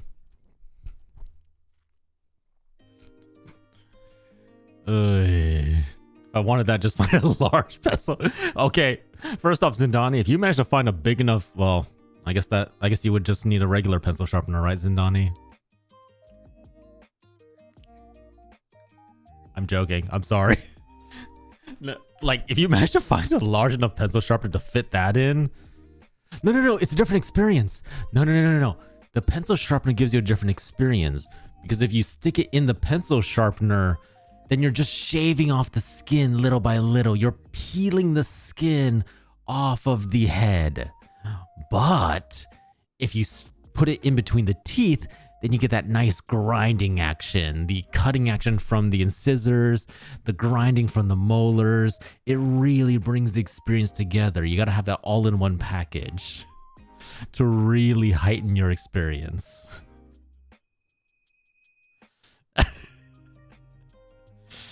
And the saliva acts as the perfect lubricant to ensure that everything just really gets ground down into a fine paste. The only question I had is how much mind bleach is this gonna take to get the stream out of my memory? Answer yes. I had teeth, but 100% would not do it again. I just had a very... I want to voice the thought in my brain. It might be a bit too far. I'm not gonna lie. What I'm thinking right now might be a step in the wrong direction, and I don't know if I can actually voice this. Voice it then?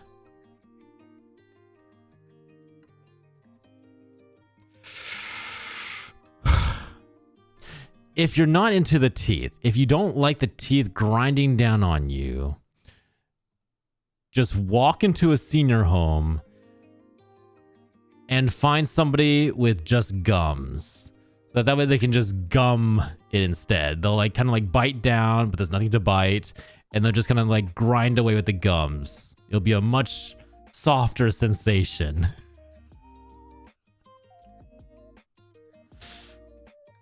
All right. I voiced it. Should I have kept that thought inside my brain? Oh, God. I feel like I should have kept that one inside. I stepped away. What I miss? Moo, we need you.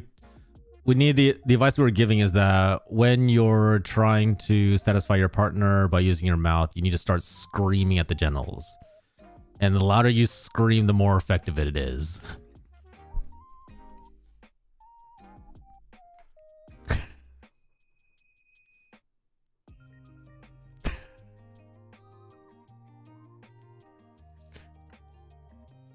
Also, the best war cry for insertion. The best war cry for insertion is coming in. Just scream at the top of your voice and then just ram it home. Okay, I need to move on for this. This is really bad. I need to move on. This is really, really bad. I need to move on from this topic. There's no way this goes well for anybody. Specifically me. There's no way this goes well for me. Nice and soft. Wait, what the fuck? My brain went in a very weird direction, Moo, and on some level I regret it, on some other levels I don't. So yes. Things just happened, and you know, maybe they shouldn't have happened. Maybe sometimes my brain does need a filter. Yes, exactly. Also, I've been trying. The site is not fixing itself. It is broken beyond repair. We are never getting to place our votes for the rest of the categories. Oh, wait. I may have spoken too soon. Wait. It's working.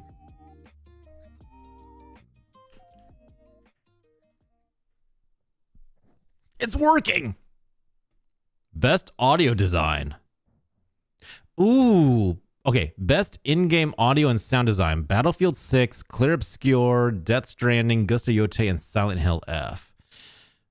Ooh. Mama. Hold on. Let me check something. I just... Ignore this. I just need to automatically hide my taskbar so that I can see more of the window. Here's the struggle. I have heard very, very good things about the audio in Battlefield 6. And simulating an entire battlefield is really fucking hard and really impressive in how directional the sound is from what I've seen from clips. Honestly, I might vote for Battlefield 6 here. Here I would vote Arc Raiders. Yes, I have seen very, very good clips of just like how well the sound is designed in Arc Raiders, that it allows you to basically pinpoint where shots are coming from, where audio is coming from. When you use a silencer, it actually deadens the sound perfectly, so you makes it a lot harder to triangulate.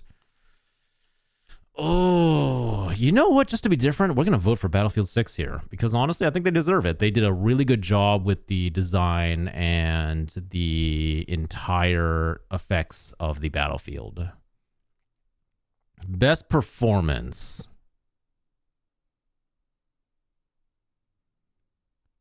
So if you can't see, that last one's Troy Baker. Oh.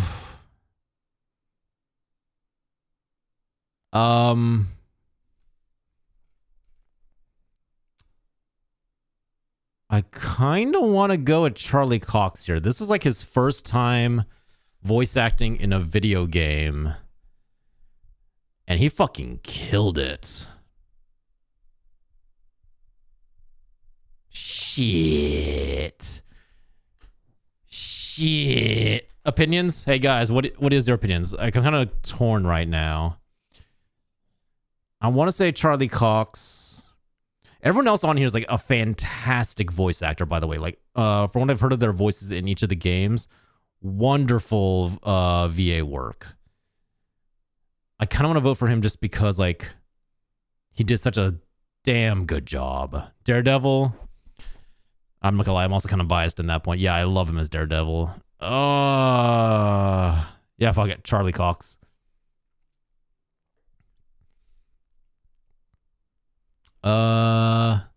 Innovation in accessibility. Recognizing software and or hardware that is pushing the medium forward by adding features, technology, and content to help games be played and enjoyed by an even wider audience. So here is actually an area where I want more information. Like because like as somebody who hasn't played any of these games, what has each of these games done to increase accessibility or make it interesting and make it appeal to a wider audience? None of these games I've played, so I don't know anything about this category. I couldn't vote for any of this. Like, yeah, right? Like that emote sums it up perfectly. Like, there's nothing here. There's no information. There's no way to take a guess on like what any of these have done for the gaming industry. So I'm just going to move on to the next. Games for impact. For a thought-provoking game with a pro-social meaning or message. Not gonna lie, also have not played any of these. I've seen footage of South of Midnight, and in all honesty, I probably would have voted for it if they didn't kind of fuck it up for me. When I first saw South of Midnight, it had a very like stop motion, kind of like almost vaguely what's that one director of Coraline? It had like a very like old hand animated stop motion look to it. But then they kind of remove that in the regular gameplay. It gets very smooth and fluid, which I didn't like. I don't know. Like, I can't really vote for any of these because I haven't really played any of these. None of these are ones that I'm aware of. Best ongoing.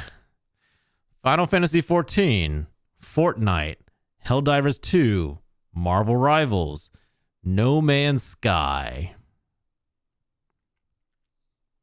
I'm going to be real. I think Fortnite is ass. I think Fortnite is largely carried by its prepubescent audience who couldn't tell quality if you shoved it up their ass. I think Fortnite, only reason it has any appeal is because it keeps bringing in really popular characters to interact with it. I think Fortnite's better than Roblox, but not by a big standard.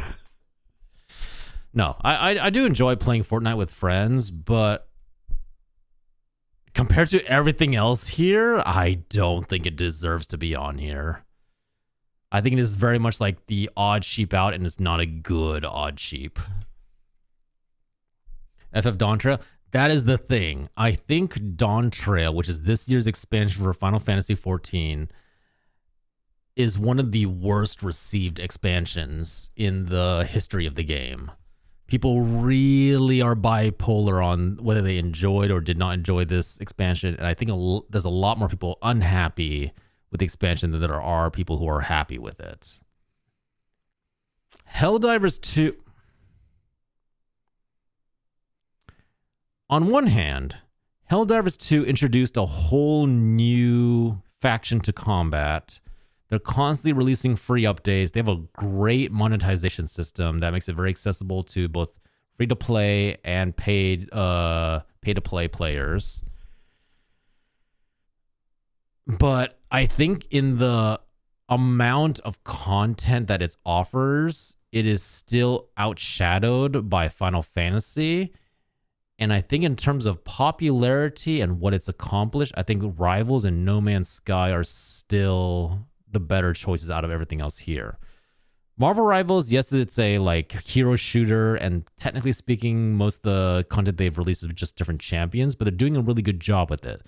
They're appealing to the fandom. They're introducing new modes, new maps constantly.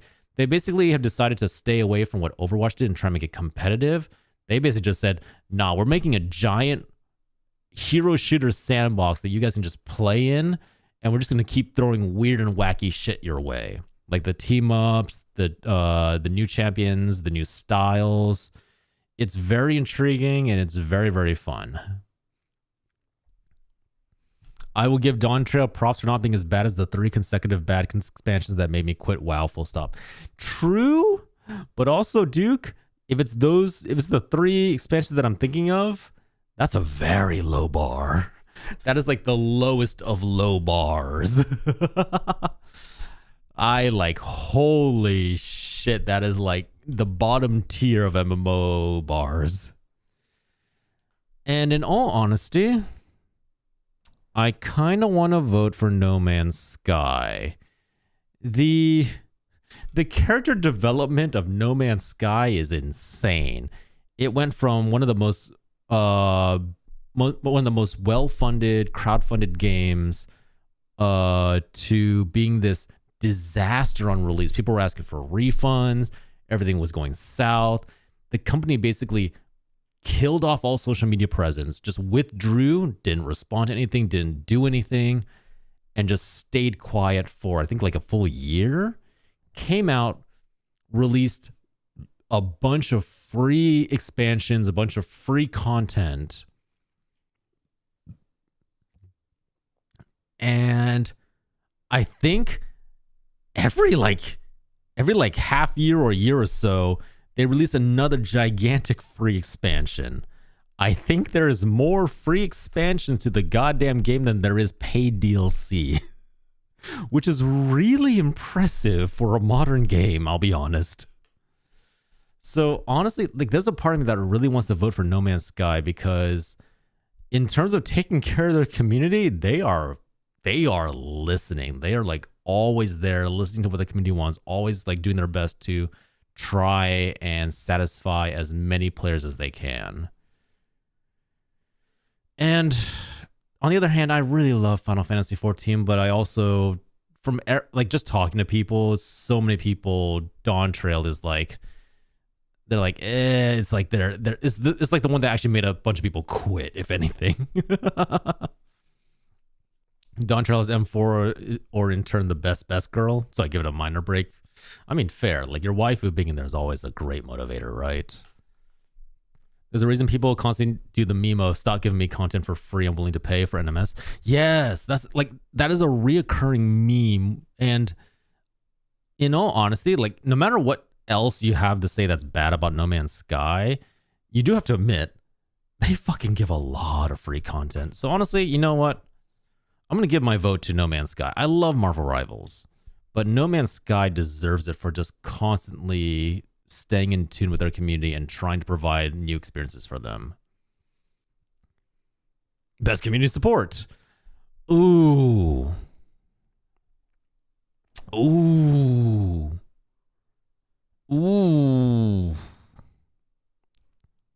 Here's the thing.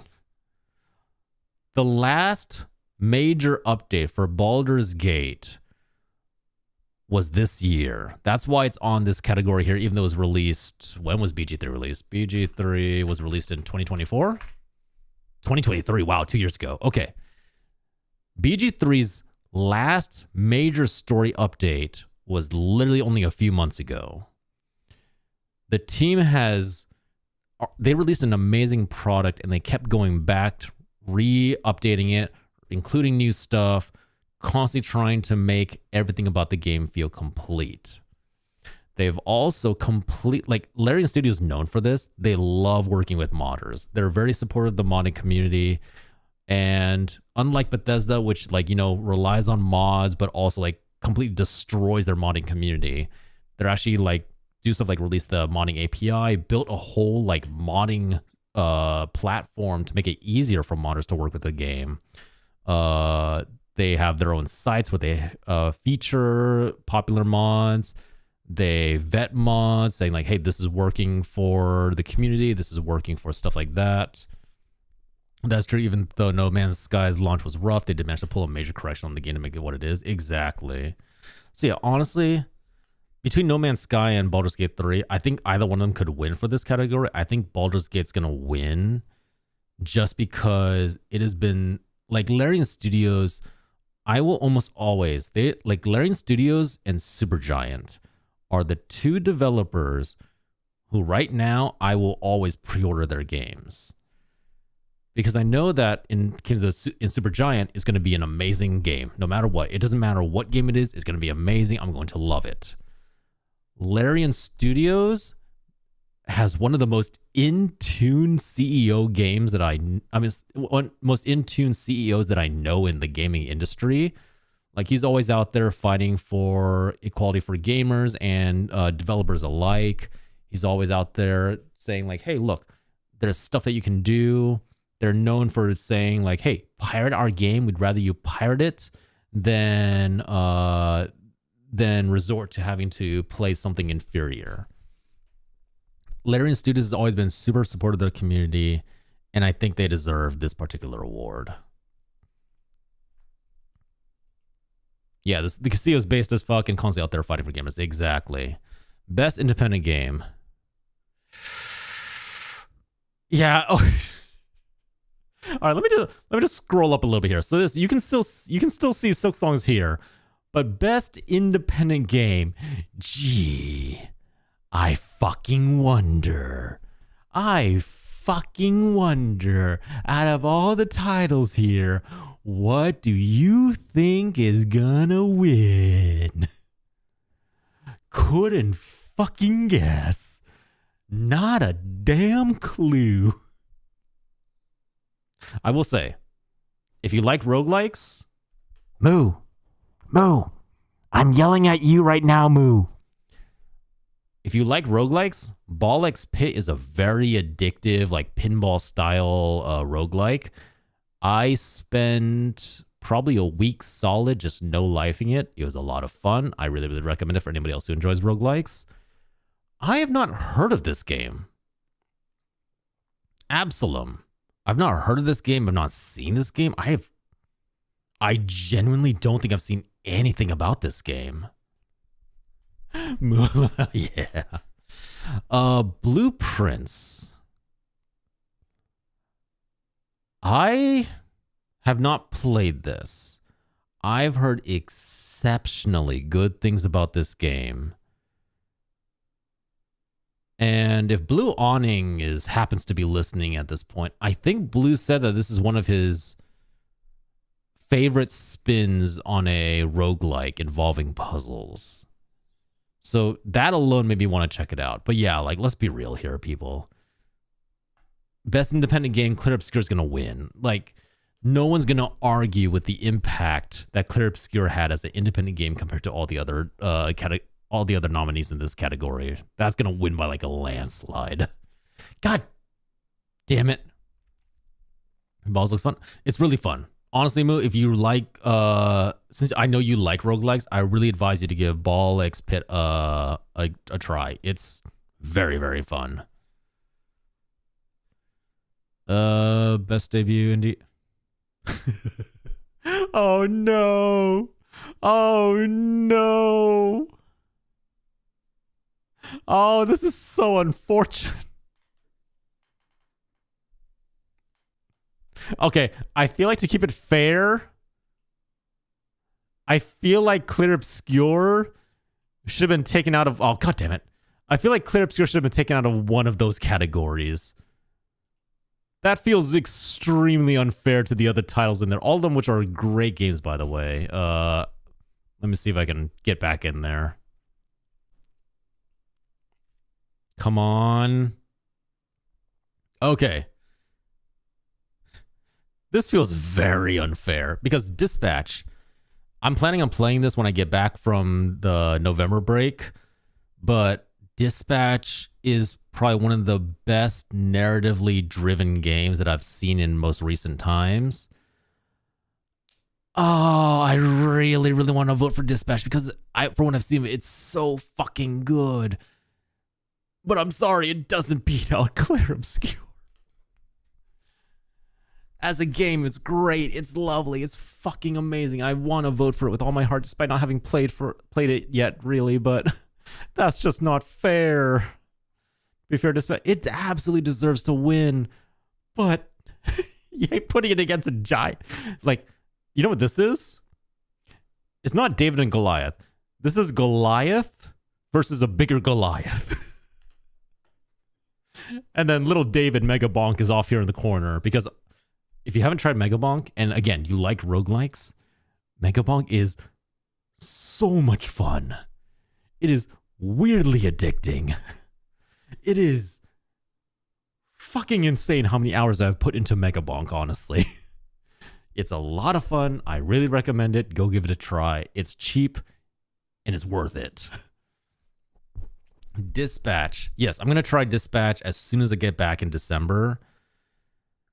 I want to start it now, but I'm about to go on break for like basically a week and a half, so I really shouldn't. But I would love the writing in Dispatch. It looks so good just off the demo, and I'm so excited for it. Like, guys, this got Hunter Hero to sit and listen to dialogue.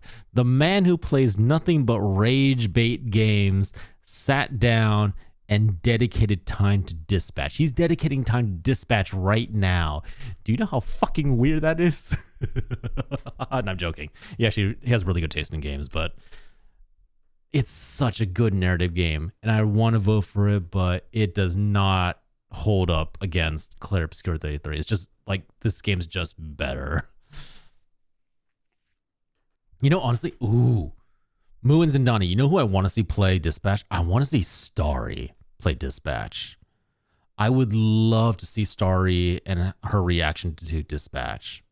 She's probably not going to because it really doesn't fit like her usual kind of games, but I would love to see her react to it because I know she likes really, really good writing and dialogue. Best mobile game.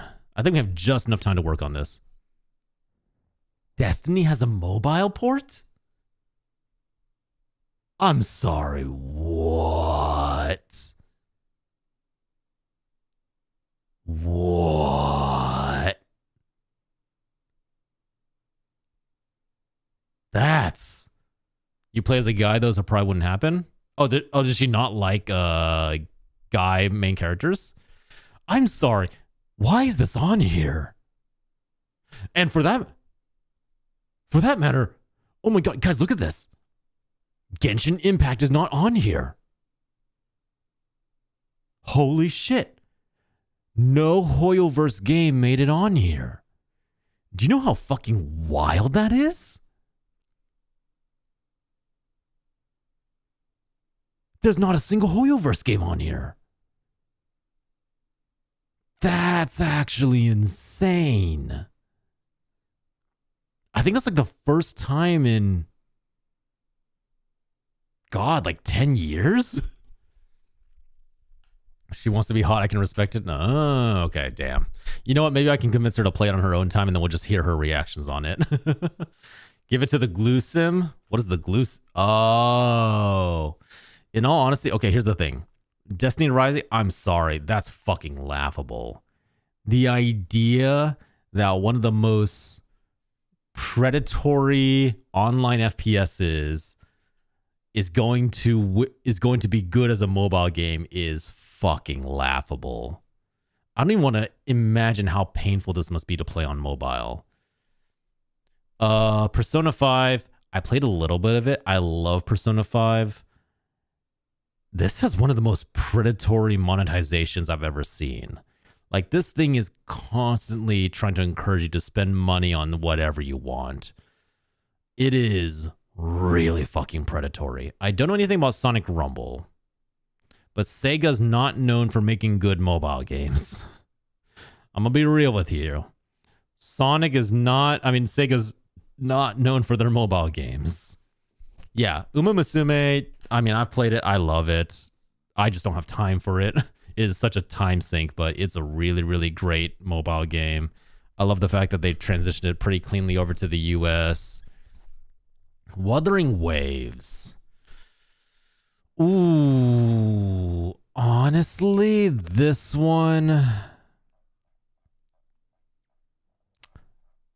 So, since befriending Mukia, I've discovered a lot more about Wuthering Waves.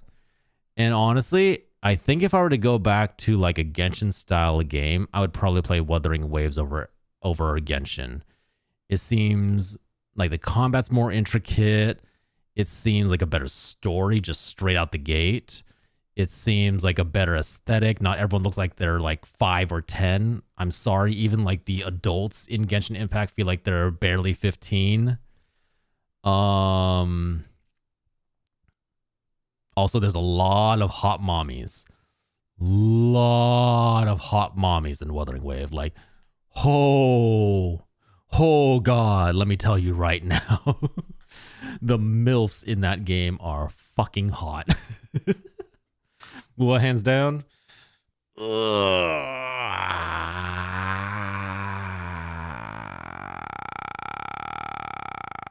So hear me out on this. Mommy's Moo. Hold on. Let me just Wuthering Waves. Here's the thing. I'm not up to date on the string user. This woman made me download the game for the first time. She steps on you. She has a little string thing that she uses to slice you up. I fucking downloaded the game and rolled to hell just for her. Oh, Yinlin, hold on. Wuwa, Yinlin. Is that who I just looked up? Yeah, okay. And then Zanny. Oh, yeah, her. This girl too. I'm not gonna lie. I almost caved. I love horns. I love white hair. And I love like the very like almost like business suit style outfit. And I think she transforms, right? Let's see, she transformation.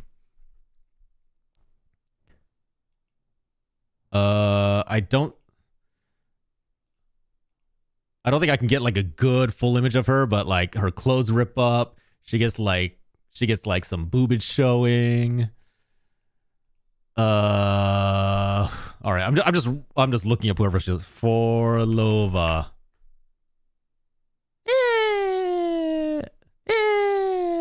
Might be real, not my style. Chong-Li. I've been rebranded as a floor mat. Yeah, exactly. Oh, isn't this like the really attached girl? The one that's like really, really into you and you can't really get away from her?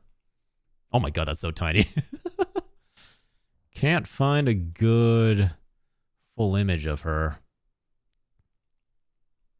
And then last but not least, Cantarella. Who's Cantar? Is this the one that does the cherry stem thing in her mouth? Yeah, it is. It totally is. There was the promo video for this woman had her rolling a cherry stem in her mouth in the most like erotic way I've ever seen animated for a mobile game. Hold on. Cantarella cherry. Oh my god, it's the first search.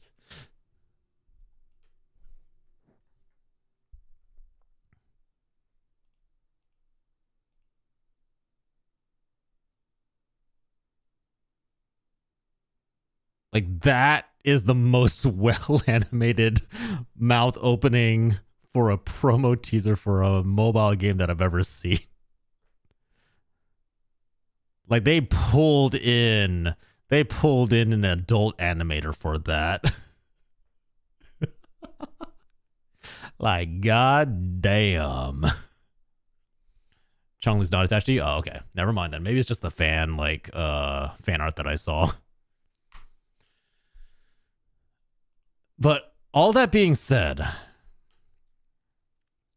holy yeah, I know, right, Pursuer, right, Kaiser? I understand the giantess fetish now. You mean you didn't understand it when I played that one? What's the name? Sadko, the giantess dating simulator. You didn't get it from that move. That didn't convert you. Okay, here's the thing. As much as we've just gassed Wuwa up, as much as I've like sung its praises and how sexy it is, Uma Musume broke the internet. She got top streamers to sit down and cheer for horse girls running around a track. She got people invested in looking up IRL Japanese. This game got people invested in looking up IRL Japanese horses and donating enough feed to a single specific horse, the one that always loses, to the point that they're now stockpiled for the next 10 years. They had to turn off donations because they literally could not like stock anymore, or else it would have gone bad by the time they got to it. As much as I love the aesthetics of Wuwa, and I'm pretty sure Mookie's going to kill me for this one, I feel like Uma Musume deserves the vote here. Like, it is broken streaming across the board. It is broken content creation. Literally, every time I make a clip about this game, it just, it pops off. It always pops off. Horse glue it is. I mean, hey, look. The category is playable. You can play this on a mobile game. How do you think I played it? How do you think I played it? Also, Wuthering Waves on mobile, is it good? That's a very like high specs game. Ew. Mookie's gonna like break up as a friend with me for this vote alone. She's gonna be like, I can never forgive you. Look, you alone have almost convinced me to go back to Wuwa, but god damn. Please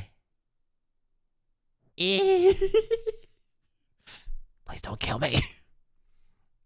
Best VR AR. Okay, I don't know any of these games. I'm gonna be real with you. I don't know any of these. Anybody know any of these? Any of these you can like say, oh, this was a good game? No? Because, yeah, I think this one you have to skip. I haven't played any of these, and they don't got anything. I can't in my right mind make a vote for any of these. Unfollow Unfriended. Will a superior story have okay and character development? Will it make you feel better if I play Woo with you? If I agree to... I can't see the far left. Oh, hold on. Here, let me go. It's Aliens Rogue Incursion. If I agree to play Woo with you, will that make you befriend me again? Mommies ain't got nothing on horror skulls. No, like really, like it is insane how far people are willing to go to defend their favorite horror skull. Apparently in Japan, several people got doxxed because they trash talked one of the horse girls in that mobile game. It was insane. I've seen Midnight Walk. That's the one. Oh, I think I remember seeing this shared in Starry's Discord. It's like very stop motion aesthetics. Let me see. The Midnight Walk. Tim Burton. Yes, that's what I was trying to think of. It had like very Tim Burton feel to it.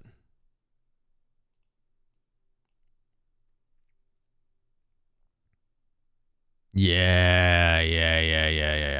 Handcrafted real clay and animated in a stop motion style. I think this would actually be really fun on VR, but I think I'd also shit my pants. I'm not gonna lie. Little Nightmares? No, I'm sorry. This trumps Little Nightmares. I actually don't like Little Nightmares very much. I think it's a horrible platformer. The aesthetics of this all the way like destroy Little Nightmares for me personally. Oh, that's an interesting. So you can control things by blinking? Huh. All right. So I'm not going to make any votes for this one just because I don't know any of them personally, but probably Midnight Walk would have been it. I think it's too beautiful to be scary. That's fair. That's honestly a very fair take. All right. Best action game. Battlefield 6, Doom the Dark Ages, Hades 2, Ninja Gaiden 4, Shinobi Art of Vengeance. So I haven't played Ninja Gaiden Shinobi.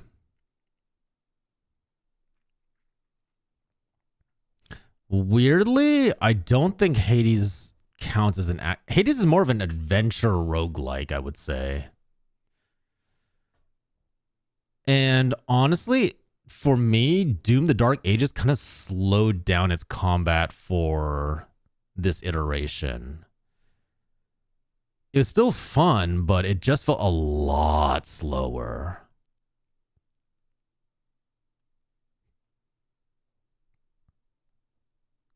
Get out of the way, Ninja Gaiden and Shinobi. Isn't this the remake? I think this is the remaster. So it'd kind of be down to like Battlefield 6 and Doom. And I want to say as far as like action goes, it would be Battlefield. I'm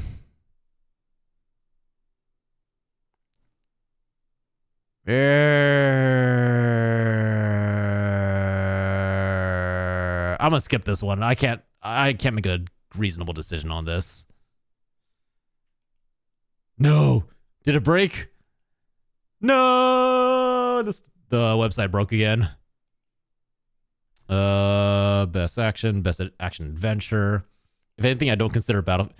I would put like Battlefield in the FPS category, like massively online. I would put it in there. I wouldn't put it in action.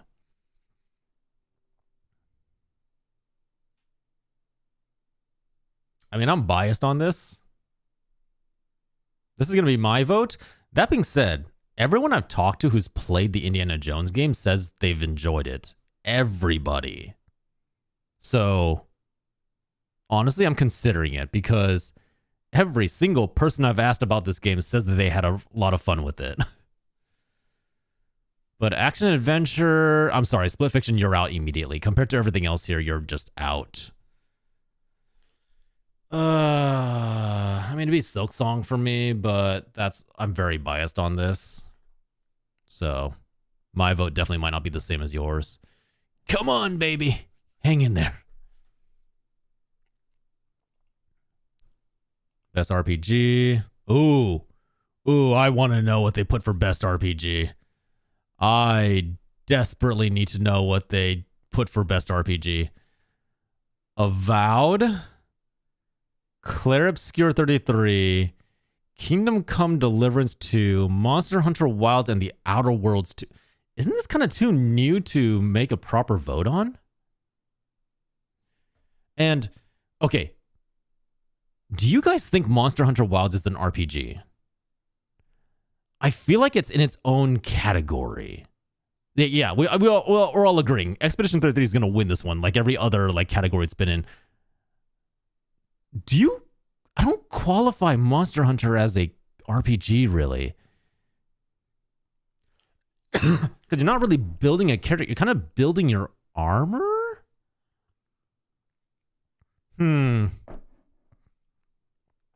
I genuinely don't. I feel like it's in its own like niche. It has its own thing.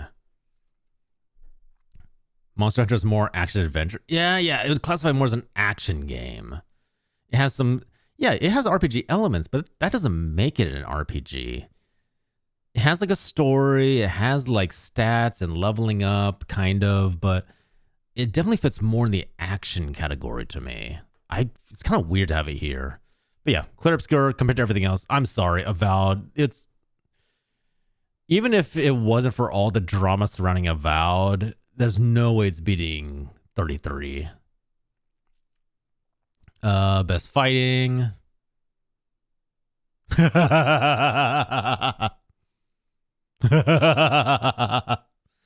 I have heard a lot of good things about 2XKO. I think most of the hardcore fighting community don't like it. I think people have said it's a very good introductory fighter game, but it's not. A lot of people don't think it's a very good fighter game. I don't know anything about these games, so I'm just gonna move on.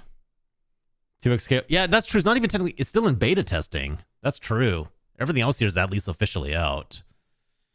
Oh my god. Okay, we're gonna have to take like the roundabout way for each of these, I guess. Oh no! It finally broke. It finally gave up the ghost again. Capcom Fighting Collection would be my pick of those. I think that'd be like, that'd be like a good nostalgia pick, right? No, we're fighting tooth and nail for it, and it's not hanging in there.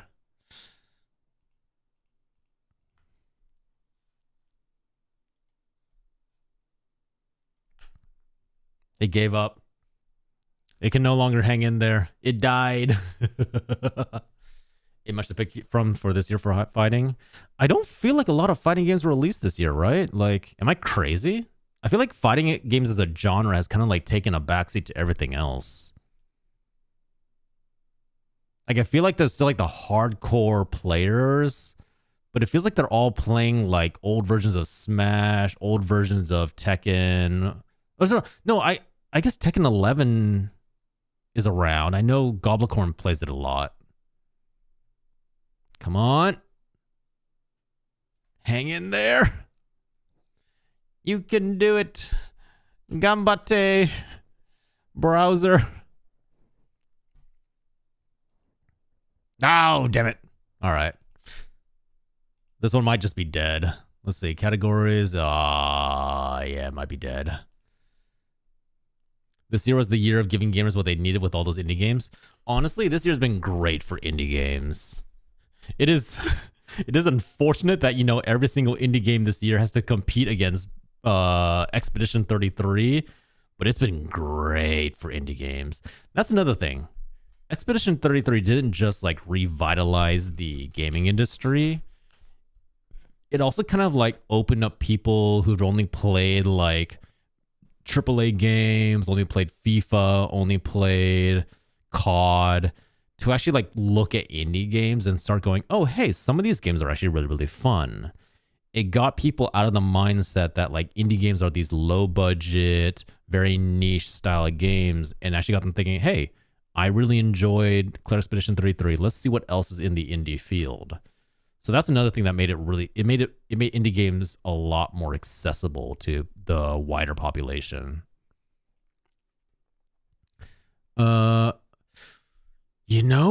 what? I want to see what's in the best family category. And I swear to God, if the Bluey video game's in there, fuck. I'm really curious about that category. Just give people good games that people will play. Who knew? I know, right? Who would have imagined that if you just make good games, people will actually play them? That is such a wild concept. Donkey Kong Bonanza, Lego Party, Lego Voyagers, Mario Kart World, Sonic Racing Cross Worlds, and Split Fiction. Okay, right off the bat, I'm pretty sure everyone agrees that Sonic Racing Cross Worlds beat out Mario Kart for a better racing game. That being said, because it's Nintendo, Mario Kart got more sales. Split Fiction's not for your family. There are some really heavy topics that come up during Split Fiction. I know how much I ragged on it, but there's some really heavy stuff about like emotional abuse, hell, family abuse that are definitely not suited for kids. Want to play Sonic Racing, only game here I'm interested in? Honestly, I would say it's probably between Donkey Kong Bonanza and Sonic Racing on this category, and I haven't played either of them, so I can't really make that call. So I'm just going to move on to the next. Damn you, Game Awards. I feel like Lego would be the most family friendly. Yeah, right. Like, cause like just building Lego with your family, everybody enjoys that. There's no way that's controversial, right? Like that's always just gonna be, hey, we're having fun with the family, yay! Everyone's having fun. We're all doing things, yay, yay, yay! Best adaptation. Okay, so I'm gonna say this right now. Best adaptation is referring to like games that were adapted into shows and movies. There was a lot of discourse about this on Twitter, and I want to see why. Sim games? Okay, I'll go back to that. Best adaptation, recognizing outstanding creative work that faithfully and authentically adapted a video game to another entertainment medium.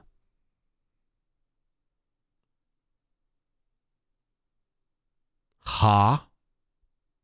I don't know. There's a Splinter Cell show? Okay, I haven't seen this one yet. What? I mean, I'm not surprised they added Minecraft, but these are... Wait. Hold on. Hold on. Video game adaptations 2020. Didn't we have Fallout? Wait. Fallout was this year. If you've not seen the Fallout show, it's really fucking good, and there's a lot of things about it that are very accurate to the show. I mean, very accurate to the games. Why is Fallout not on here? How did Fallout get beaten out by Splinter Cell Death Watch? Oh, Fallout's last year. Wait, really? Fallout TV show. You're right. Oh shit, that's why. Fallout 2 Season 2 is releasing in December. Oh, that's just bad timing for them. Well, I mean, I don't think anybody actually cares about what the Game Awards gives out, but damn, that's just bad timing. It's like right in the perfect sweet spot right before the release. Oof. Okay, never mind. This makes a lot more sense. I was not aware that there was a Splinter Cell show, and I don't know what that says about the Splinter Cell show. And even if you liked Devil May Cry, Fallout should be on this list because of the timing. I feel like that should be true too, but who knows? Okay, even if you liked the Devil May Cry show, when did it release? 2024. Fallout did release because of 2024, and I think it ran... Yeah, it premiered in April, so it was fully in 2024. They did not run over to 2025 at all, so that's why it doesn't need to... It can't be here. But no, I'm sorry. If you've ever played the Devil May Cry games, this is one of the most inaccurate depictions of Devil May Cry that I've ever seen. It was a little bit fun. I think the writing was really cringy. And I think, so this is the same guy who did the Castlevania adaptations. And while I love the Castlevania adaptations, it's definitely not accurate to the game. This one went off on some weird anti-religion, anti-America spiel that kind of took over everything and kind of sidelined Dante of all things. Like, it didn't give a shit about Dante. It kind of made itself about like religion, about the good demons and everything. This was a horrible adaptation for the game. If we're talking about like faithfully and authentically adapting a game. The Minecraft... I guess it's faithful to the game. It's very cringy, but it is faithful. It's just very, very cringy. Oh, man. I haven't seen The Last of Us Season 2, so I can't tell if that's accurate or not. I know the first one was great. I refuse to watch that. I don't think it's faithful. Okay, to be fair, I've only seen, I think, like the first like 30 minutes and I just gave up. I couldn't do it. It actually physically hurt me to watch that movie. I don't know if I would choose anything on this list except for maybe Last of Us Season 2. From what I've seen of clips from Last of Us Season 2, it seems to be accurate to the game.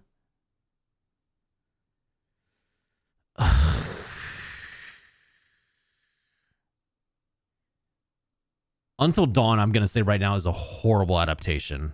I don't know why that's on there. It is incredible how you took a game that was already basically a movie and you somehow fucked up adapting it to a movie.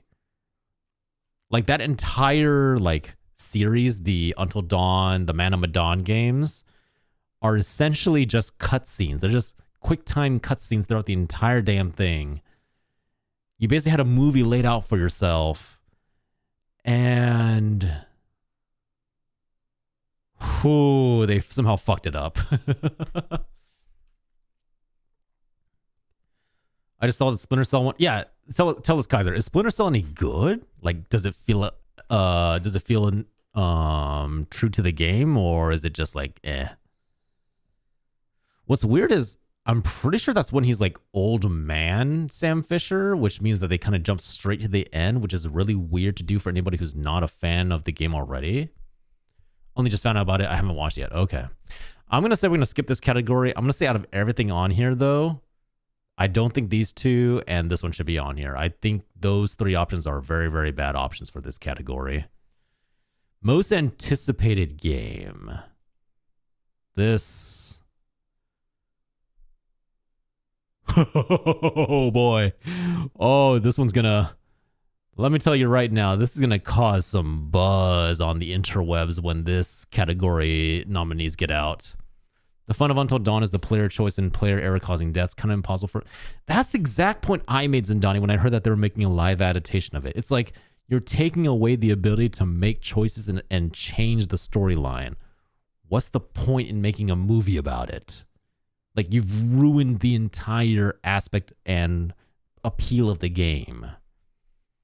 The one thing that game has going for it is its decision making and how that affects everything, including the players' deaths. I mean, the people's deaths and the story and how it results and the ending.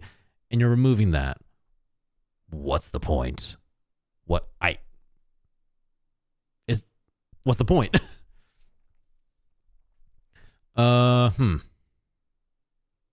You know what? Castlevania Nocturne Season 2 came out this year in January, and they picked all those over it.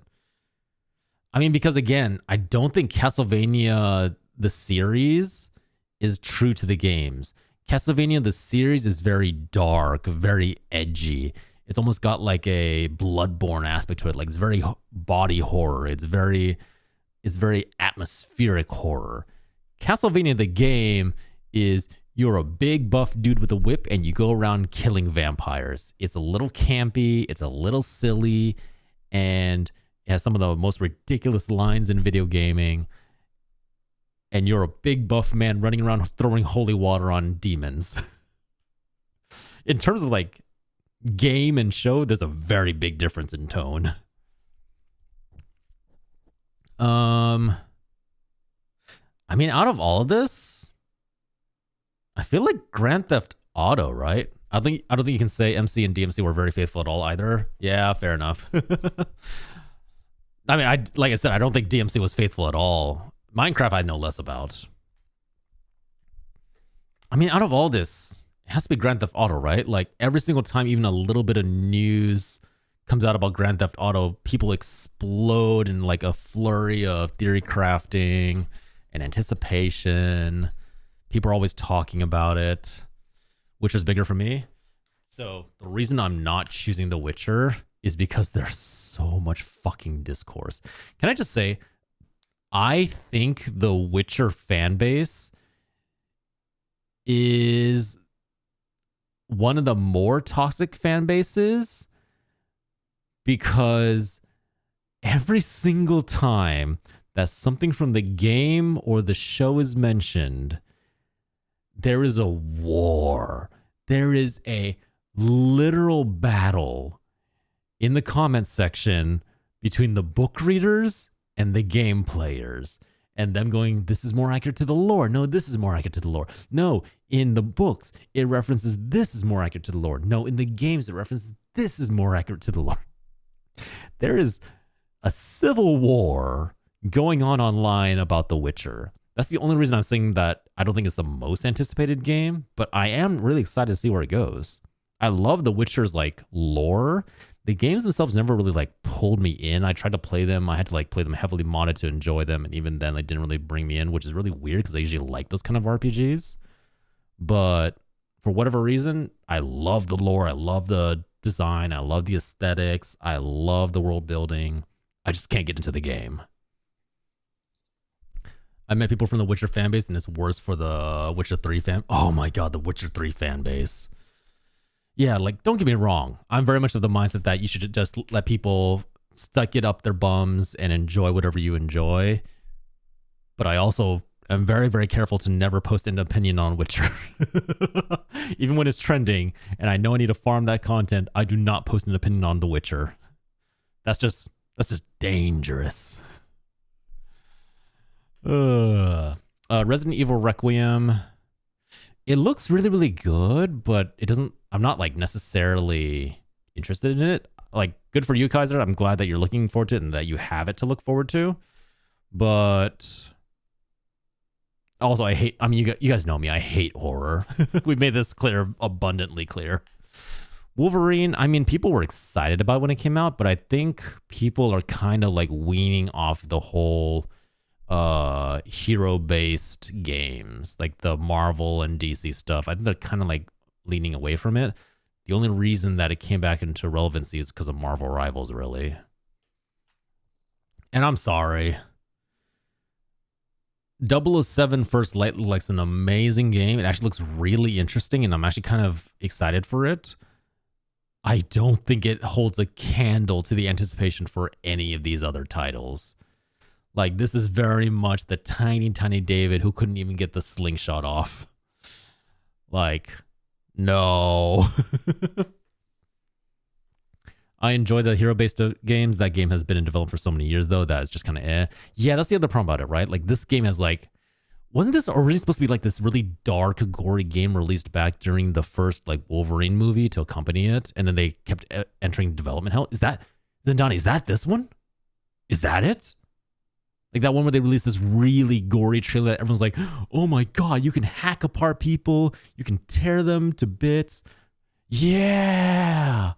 Holy shit. That thing was in development hell forever. That thing is, oh my God. Also, I ran out of recording space. Hold on.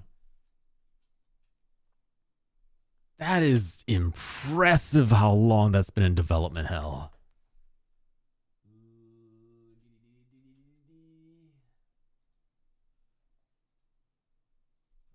This. Sorry, hold on. I need to check my VODs really fast to make sure which one of these am I looking at. Okay, this one I can get rid of.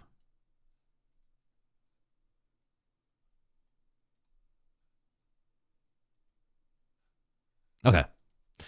Yeah, that's insane. I can't believe that they've managed to actually pull that out of development hell and it's actually like a legit game that's going to be made. That's also assuming that it does get released because, again, it is an anticipated game. I didn't know there's a 007 game coming. Yeah, it actually looks really interesting. 007 game actually looks really, really intriguing. Here, let me actually play the trailer really fast. Hold on, let me see. I don't think it's by the same guys who did Indiana Jones, but it looks kind of similar to it. First Light. There we go.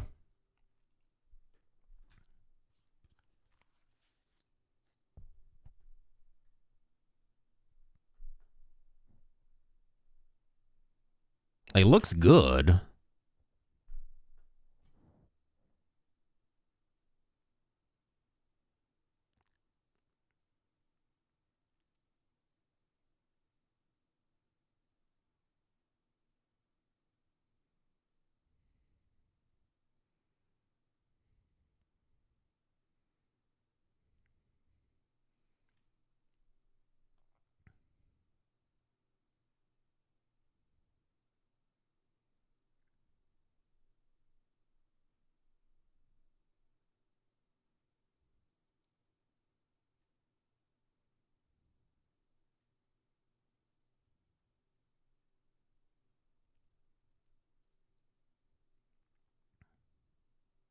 It's definitely got like the modern 007 Bond films all over it.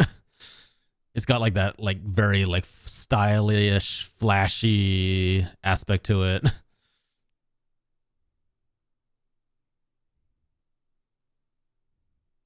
Like the over the top stunts and everything. Which, to be fair, that's not to say that the previous like the old versions of Bond were also like super flashy, but it has that like more, how do I put this, grounded but also still insane aspect to it, whereas before it's just like almost like a little campy.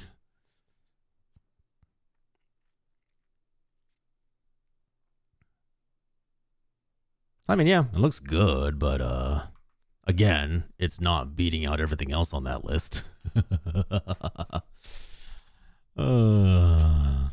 I might play it, but it needs GoldenEye PvP. Unfortunately, it does look like a third-person shooter. It's definitely not going to have GoldenEye. Dude, do you know how many people would absolutely flip their shit if they brought back GoldenEye PvP? Like, even just as a standalone thing? There would be so many gamers just like revitalizing on their coffins just to play it again. There are memories of sitting down on a couch with the whole like 4-screen split TV and all of us just going to town chasing each other, trying to kill each other through GoldenEye. Okay, other categories. I kind of curious as to who they nominated for Content Creator of the Year, if I even recognize anybody. Come on. Get me in there. You can do it, website. Don't fail me now. Content Creator of the Year. K-Drill. That's actually not surprising. He's been really featured a lot in like League of Legends and stuff. Kai's seen it. I'm very curious. Does anybody here watch Kai's content and can tell me anything about it? I don't watch it just because the few clips I've seen of it kind of seem like that very like Gen Z humor, very like big stunts and public humiliation for silly stuff. It's definitely not my kind of thing. And I don't know anybody who does watch him. Moist Critical, why? I'm sorry, why is Moist Critical on here? Like, I know he has like a kind of like news and review channel. What is he doing here? Sakura Mik. Am I biased? Am I just have a thing for like anime girls and VTubers? Because I kind of want to vote out of all these guys. I want to kind of vote for Sakura Miku. Sorry, Sakura Miko. Because she's genuinely funny. Yeah, I've only seen Peanut in random Arc Raiders clips, actually, recently. Like, if I had to vote for them, it'd probably be like a tie-off between Kadril and Sakura Miko. And I'd probably go Sakura over Kadril, then probably Moist Critical, then Burnt Peanut, then Kaisin. I really don't like his content. I hate that kind of like low attention span, really fucking wild content that doesn't seem to have like any like geared plan or aim. I know he's really popular. I know he's done a lot, but everything I've seen of this guy kind of gives me like a really bad impression of him and his audience. Fuck it. I'm putting in my vote. I'm putting in my vote. We will rise. The VTubers will take over the world. Ooh. I want to see what they put for best esports. Please let League of Legends be on here. Please let League of Legends be on here. If League of Legends makes it on best esports, I'm going to vote for it no matter what else is on here. Please. Just for the funnies, I'm going to vote for League of Legends if it's on here. Motherfucker. Wait, no. Wait, it is. I looked away because I didn't recognize him. It's here. Okay, I'm gonna be real. I probably would have voted for League of Legends out of all these anyways. I don't like Counter-Strike. Dota 2 is definitely like a lot smaller compared to League or Valorant. Yeah. Look, it's a meme, but we gotta vote for the meme. I play League way too often. Hi, Starry. There's no way I'm not voting for that. Best esports athlete? I hate to tell you this, Faker's not on here. Which, that's a bit of a shame, but Faker's not on here. Guys, I just want you to know that Starry has been like bombarding me with Faker and T1 news and clips. My DMs from her have like the last 10 messages have all been about Faker. Isn't Bang Bang the Chinese mobile LOL? Yes, it is actually. I'm not gonna lie, the UI and the gameplay looks exactly like League, like an almost one-to-one copy. No, for League, I mean, I'm glad you could make it. But yeah, like seriously, like I just woke up while I was in Boston. I woke up one day and I was just getting from Starry, Faker and owner interactions. Fakers makes this statement about trophies. Faker and T1 win this game doing this. Faker. And I was like, and then eventually, like a day later, I realized, oh, T1 World Finals. Okay, now that makes more sense. Yeah, I don't know who any of these people are. Faker X Dora. Yeah. Best esports team. T1's not on here. Oh no. Why? Guma left too. I sent you. Starry, I am the one who sent you the news that Guma left T1. I am the one who let you know. Hi, Rosewood. How are you? Hope you're doing well. I don't know who any of these teams are. Well, Gen G I kind of know a little bit, but me. I think that might be almost all the main categories at least.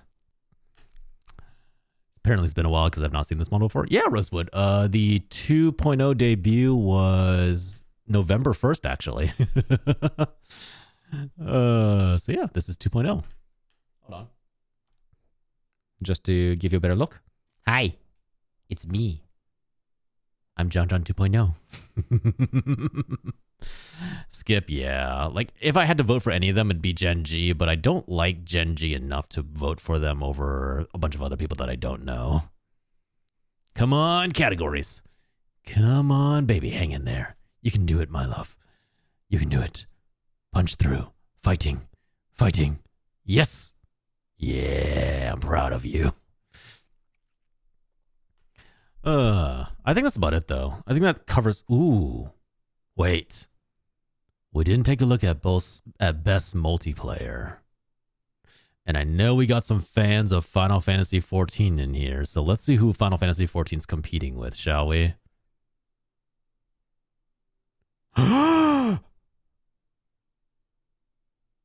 Final Fantasy XIV is not on the best multiplayer.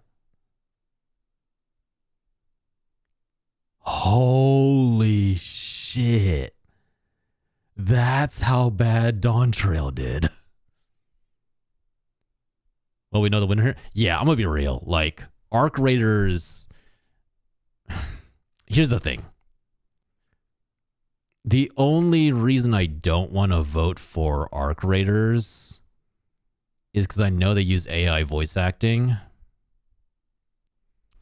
But I cannot deny that as a game, it has brought in more people to Extraction Shooter than anything else on this. It has brought more people into its category than anything else on this. Lineup. Battlefield 6. What is it? I mean, pretty much everyone who's playing Battlefield 6 is people who would have played Battlefield 6. Like, there's nothing different there. Night Rain, I love Night Rain. I understand it's a very specific niche that definitely not a lot of people enjoy. Peak, fucking love Peak with the friends. I'm sorry, Peak does not even come close to beating anything else on this map. It is very, very fun. It's a lot of fun. It's so much fun. It does not beat everything else on here. At least not without like some good mods and stuff. Split Fiction, I've made my opinion on Split Fiction really clear. I don't think it deserves to be a nominee. Arc Raiders. That's really, yeah. I mean, like, honestly, it does deserve it. Like, even with the AI voice acting. I didn't see Night Rain. Yeah. Honestly, me personally, my personal vote probably would have been for Night Rain, but if I was like judging this impartially, it would probably be Arc Raiders. I think, Moo, you're interested in sim and strategy, right? Hold on. Moo, you know what it needs? We need a roguelike category. We need a roguelike, the best roguelike, so that we can get more recommendations on roguelike games. Like, yes, that category is going to be saturated as fuck. And not going to lie, Balatro would probably beat out a lot of things, but it'd be fun. Come on. Hang in there, baby. Let it all load in. Go. Yeah, okay. Best sim strategy. I'm just kind of curious as to what's in this category. God damn it. Come on. Go. Damn it. Come on. Go. Damn it. Come on. Third time's the chance. Third time's the charm. What the fuck? Does anybody recognize these last two games? 2 Point Museum and The Altars. What are these? Does anybody know what these... Hell, what are these three? I know about The Altars. What is The Altars? Hold on. The Altars. What is this? Altars gameplay reveal.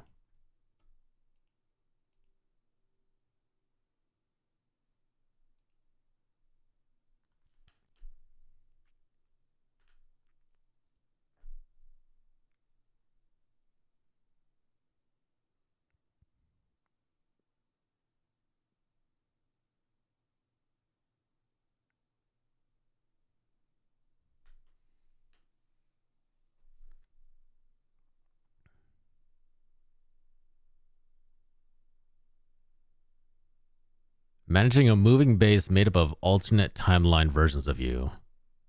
Huh.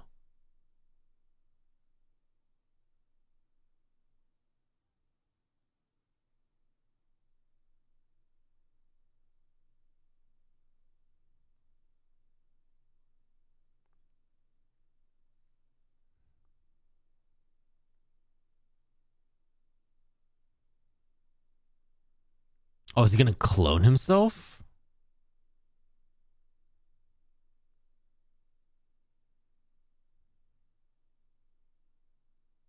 Oh.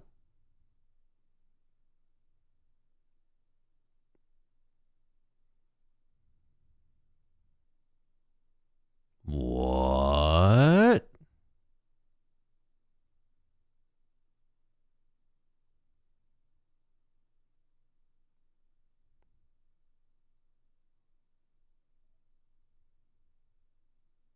Oh, that's an interesting concept.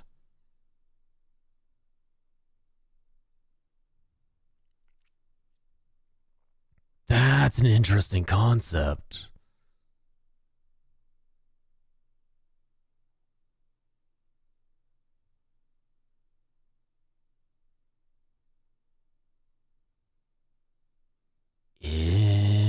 Interesting.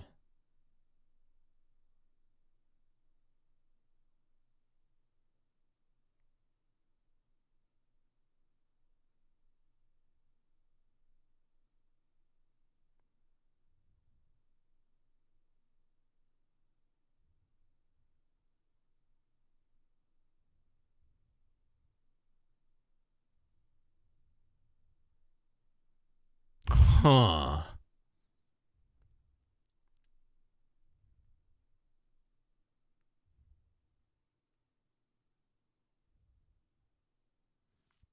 It almost has like a I don't know what to call it, like a city builder Frostpunk-esque like decisions you have to make, like there's trade-offs for each one. Voice actor had a blast voicing so many versions of the same character. Honestly, yeah, dude, like that man must have like made quite a payoff off of just this game. That's an interesting concept. I haven't played it, so I can't really vote for it, but that'd be really cool. What is 2 Point Museum? 2 Point Museum. Okay, let's just do this.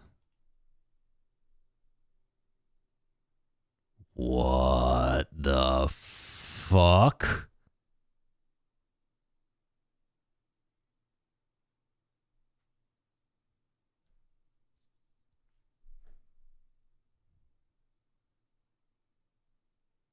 What?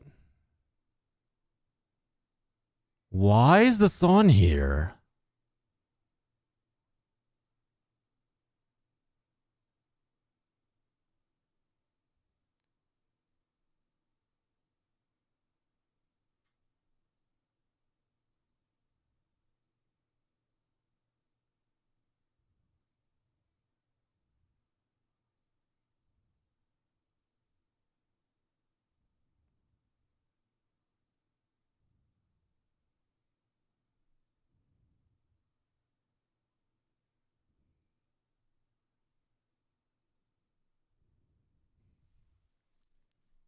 Zoon Tycoon, but museum. Yeah.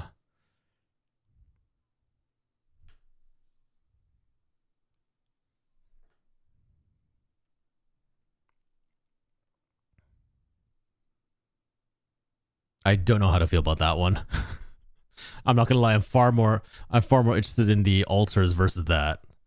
And then Tempest Rising, I have no idea what that is either. Hold on, Tempest Rising. What could that possibly be?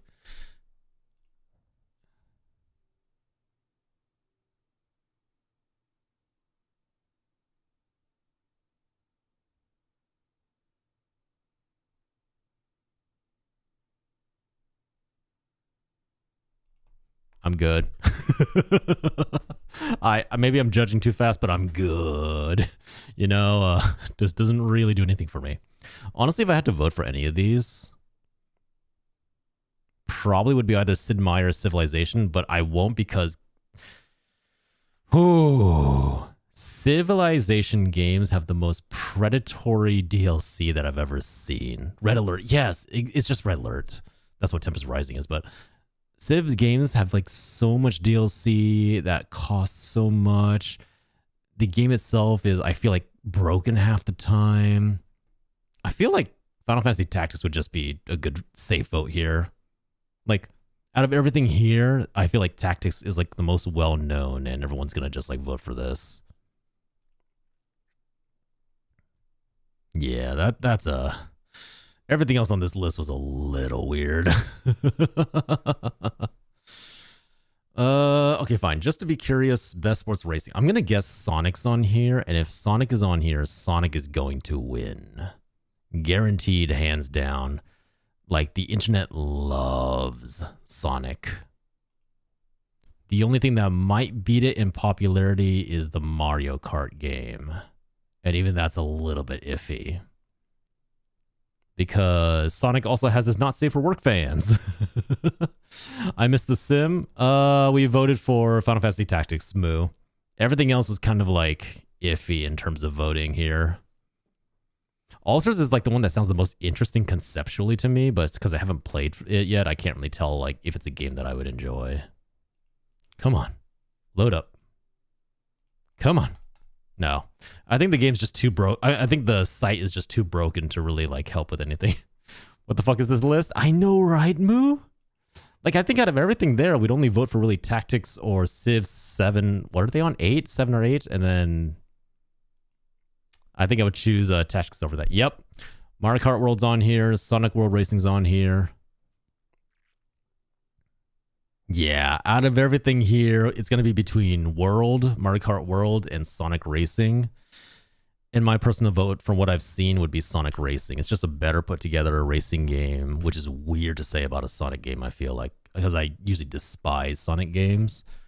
But this feels like a very clear, very, very well-established winner. I really want to play that with some friends. I've only given it a try a little bit on my own. And I don't have access to it anymore. Okay, so that's our votes. Let's see if I can review them really fast. Like, let's be real. Number one game is going to be Expedition 33. Probably the follow-up to that. I don't even know. What's going to follow up on that? Silksong, maybe? I feel like all the categories that Silksong is in, Expedition 33 is in. So it's kind of hard to say that anything is going to beat... Any of the, like, here's the problem, right? Any of the competitors with Expedition 33 are in the same categories, and they're going to lose to Expedition 33. So it's really hard to tell, like, who else is just going to stand out in these categories here. Oh my god. Okay, the site's just fully foobar. Site's done. We can't fix it. I cannot fix what is destroyed. But yeah, that's our Game Awards of 2025. Honestly, I'm gonna be real, a bit of a kind of iffy lineup. The only real controversial categories that I saw were like the adaptation one, and you know for sure there's gonna be some quibbling over Game of the Year. But yeah, I would say the only like one that actually like caused any like actual like what the fuck is going on here is the best adaptation one. Everything else was like pretty standard, I would say. I just feel bad. I feel really bad for whoever got put in the category with what is it, best debut indie game. Like that alone. And also that alone, the best debut indie game and the best independent game, being in one of those two categories, you might as well just throw up your hands and give up. Because unfortunately, there's no way that you're gonna beat the big monolith. And it feels kind of bad. I'm just like, oh no. Like, there's some really good devs out there. There's some wonderful, wonderful indie games out there. Like, what is it? Silksong was on there. Mega Bong. There's so many good choices, but it doesn't matter because they got put up against one of the biggest games of the year. That's why you go into the monolith. I mean, that'd basically be like Dispatch and Mega Bonk, right? Dispatch is on there. Like, I feel like out of anything else on there in that category, the only one that could have beaten Expedition 33 would have been Dispatch, but it doesn't quite make it over the arc. We know what we got, we appreciate it. Honestly, like, It's amazing how many good indie games have been released this year, and I'm so happy for it. Do you know how many games I got? Like, I could have spent $70 on a AAA game, or I could have gone out and bought 5 amazing, wonderful, not even 5, maybe 7 amazing, wonderful indie games. 7 games that may not be as long as the AAA, but I would definitely have so much more fun with. Like, let me see if there's a way to like, let's see, indie games, store tags, indie, and then is there a way to stop it to just this year? Doesn't look like it. And unfortunately, my list is way too long, but there's so many good indie games. Honestly, one of the biggest games of the last few years. Yeah, exactly. It's really, we, like, us indie enjoyers ate good this year. Like, we got Monster Train 2, we got Dispatch, we got Mega Bong, we got Blueprints, we got, like, massive updates to Balatro, Vampire Survivors. What else is on here? Let me check my filters really fast. Indie, save as dynamic collection. So under indie, there's no way to restrict it to games that released this year. Look outside. We got, I think Stardew Valley got some major updates. Balatro got some major updates. What else released this year? What other indie games do you guys remember releasing this year? I'm like scratching my brain. Love Ghosty, I think, released this year. Slay the Spire 2 is coming out next year. Let me see if I can just Google this. What major indie games released this year? Hades 2 released this year.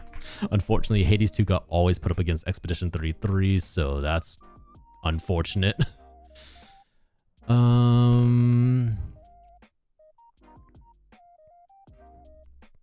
STS 2. Yes, I'm so excited for Slay the Spire 2. I'm so looking forward to Slay the Spire 2. It's going to be one of my like most anticipated games for me specifically. Like, as much as I trashed on Split Fiction, I do think it's still like a decent game. That... Hey, what's up?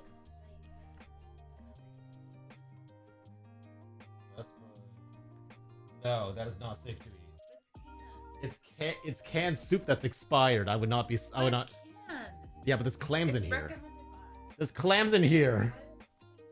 I would not eat clam chowder that has been expired. That is a very unwise decision. Chat. Okay. Wifey is asking if it's safe to eat a can of clam chowder that expired in 2024. It's canned. Yes, it's canned, but it expired a year ago. A full year ago. Recommended my ass. They're saying, wifey, don't do that. It's a trap. Don't do it. What do you mean, Google it? Okay. You know what? Here, let me Google this. Is it safe to eat canned clam chowder that expired a year ago? Typically safe. Shit. Good news. Shelf-stable canned goods are safe more or less indefinitely, lasting up to 5 years or more according to the USDA.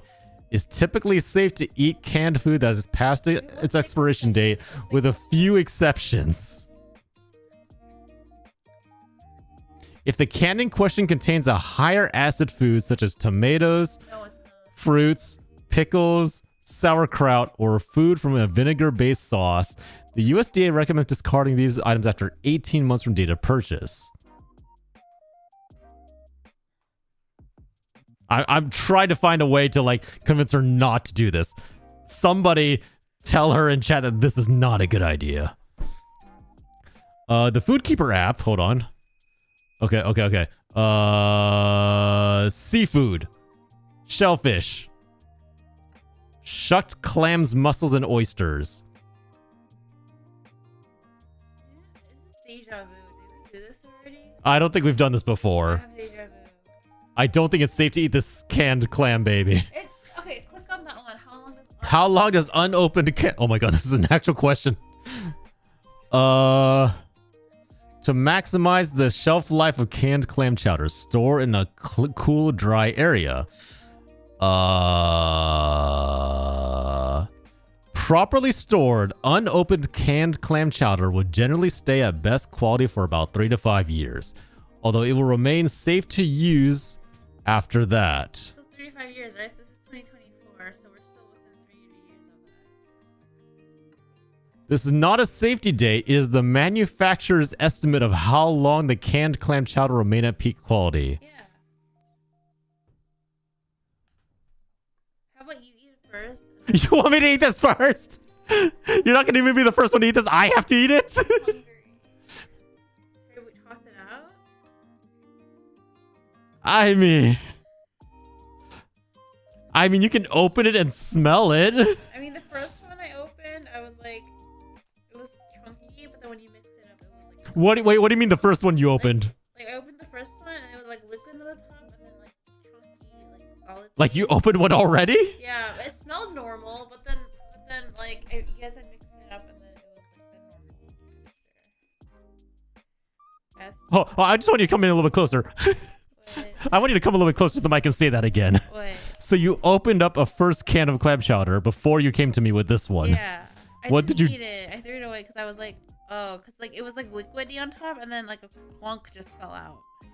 So it was clumpy.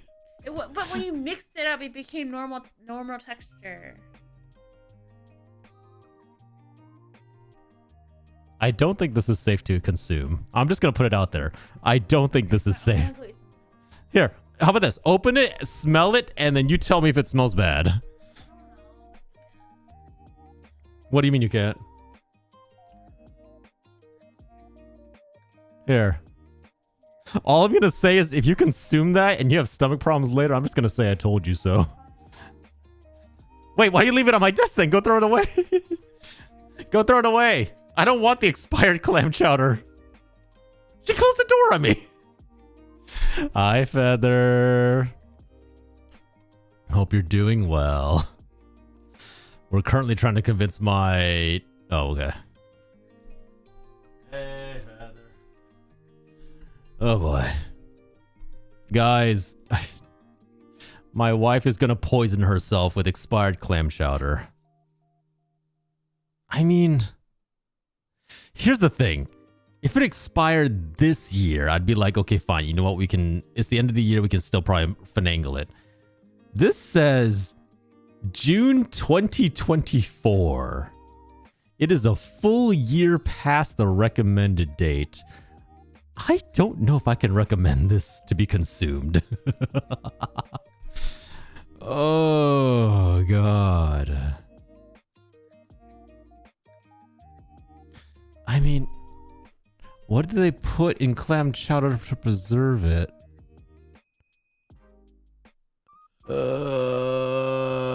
I mean, oh my God.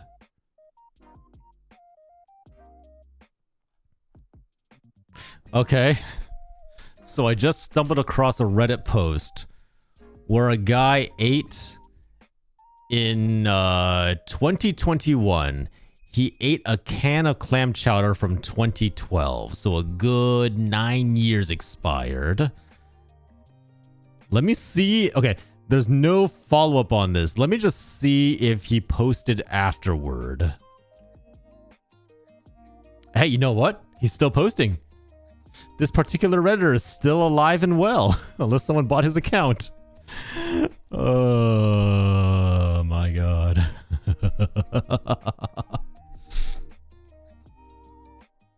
I have so many words. I'm a little worried about the fact that she was willing to try this regardless. Like, that just can't be a good idea. If anything, I'd probably tell her to, like, hey, let's just order the clam chowder that we had in Boston because they apparently deliver across the world.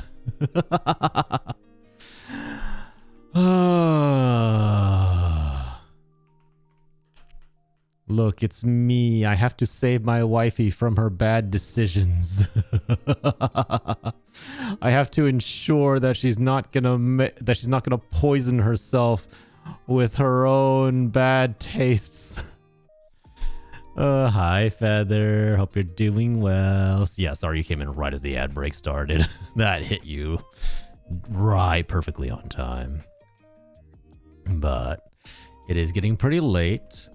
I think we had some wonderful opinions on the... I think we had some wonderful opinions on the Game Awards.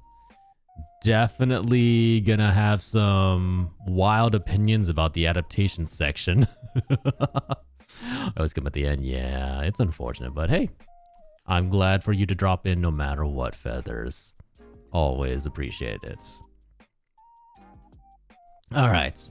Since we were talking about Final Fantasy Tactics for the Sim section, it feels only right to raid into Sino, who's currently playing through Final Fantasy Tactics himself. So we're going to go on and say hello to Sino, who, if you don't know, is a wonderful crocodile bean. Really friendly, does some amazing cute art. I have commissioned many emotes from him, including the tentacle emote, the what else did I? The emote. Sino's made a lot of really fun stuff for us, and it's always nice to drop on by and say hello to him. Thank you, everyone, for keeping me company through this wild fucking review of our 2025 year. And I'm glad that, hey, you know what? Expedition 33, we can already tell you're going to win, and congratulations on the win, because if you don't win, something's massively wrong with the judging community. Thank you, everyone, for keeping me company. Kaiser, Moo, Feathers, thanks for dropping in. Zindani, Starry, jumping in just for the league vote. I see you. I swear, just like tuning in just for that one vote. But I will see you guys. Okay, so Wednesday. I do feel it is necessary to state that on Wednesday I will be giving birth. I will be birthing a child live on stream. I heard it is the natural meta of this live streaming industry, and I look forward to naming my child on. Ow! Ow! Ow! Ow!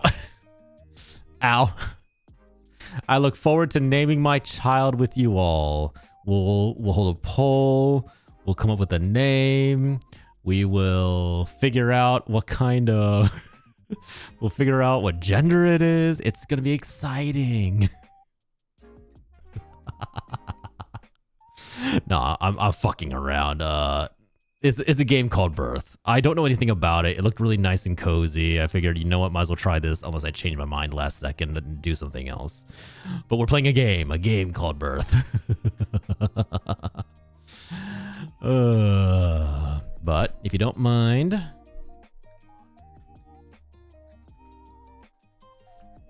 copying, the first message is for subscribers. Sorry, the first message is for followers. The second message is for subscribers.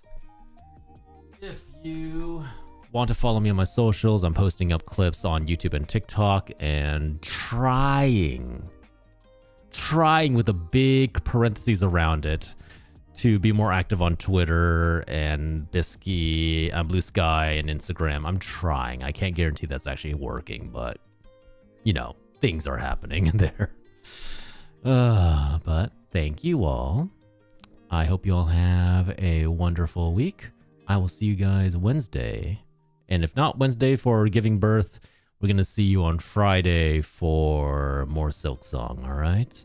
And then remember, next week, there will be no stream, and possibly the week after because I'll be out of town.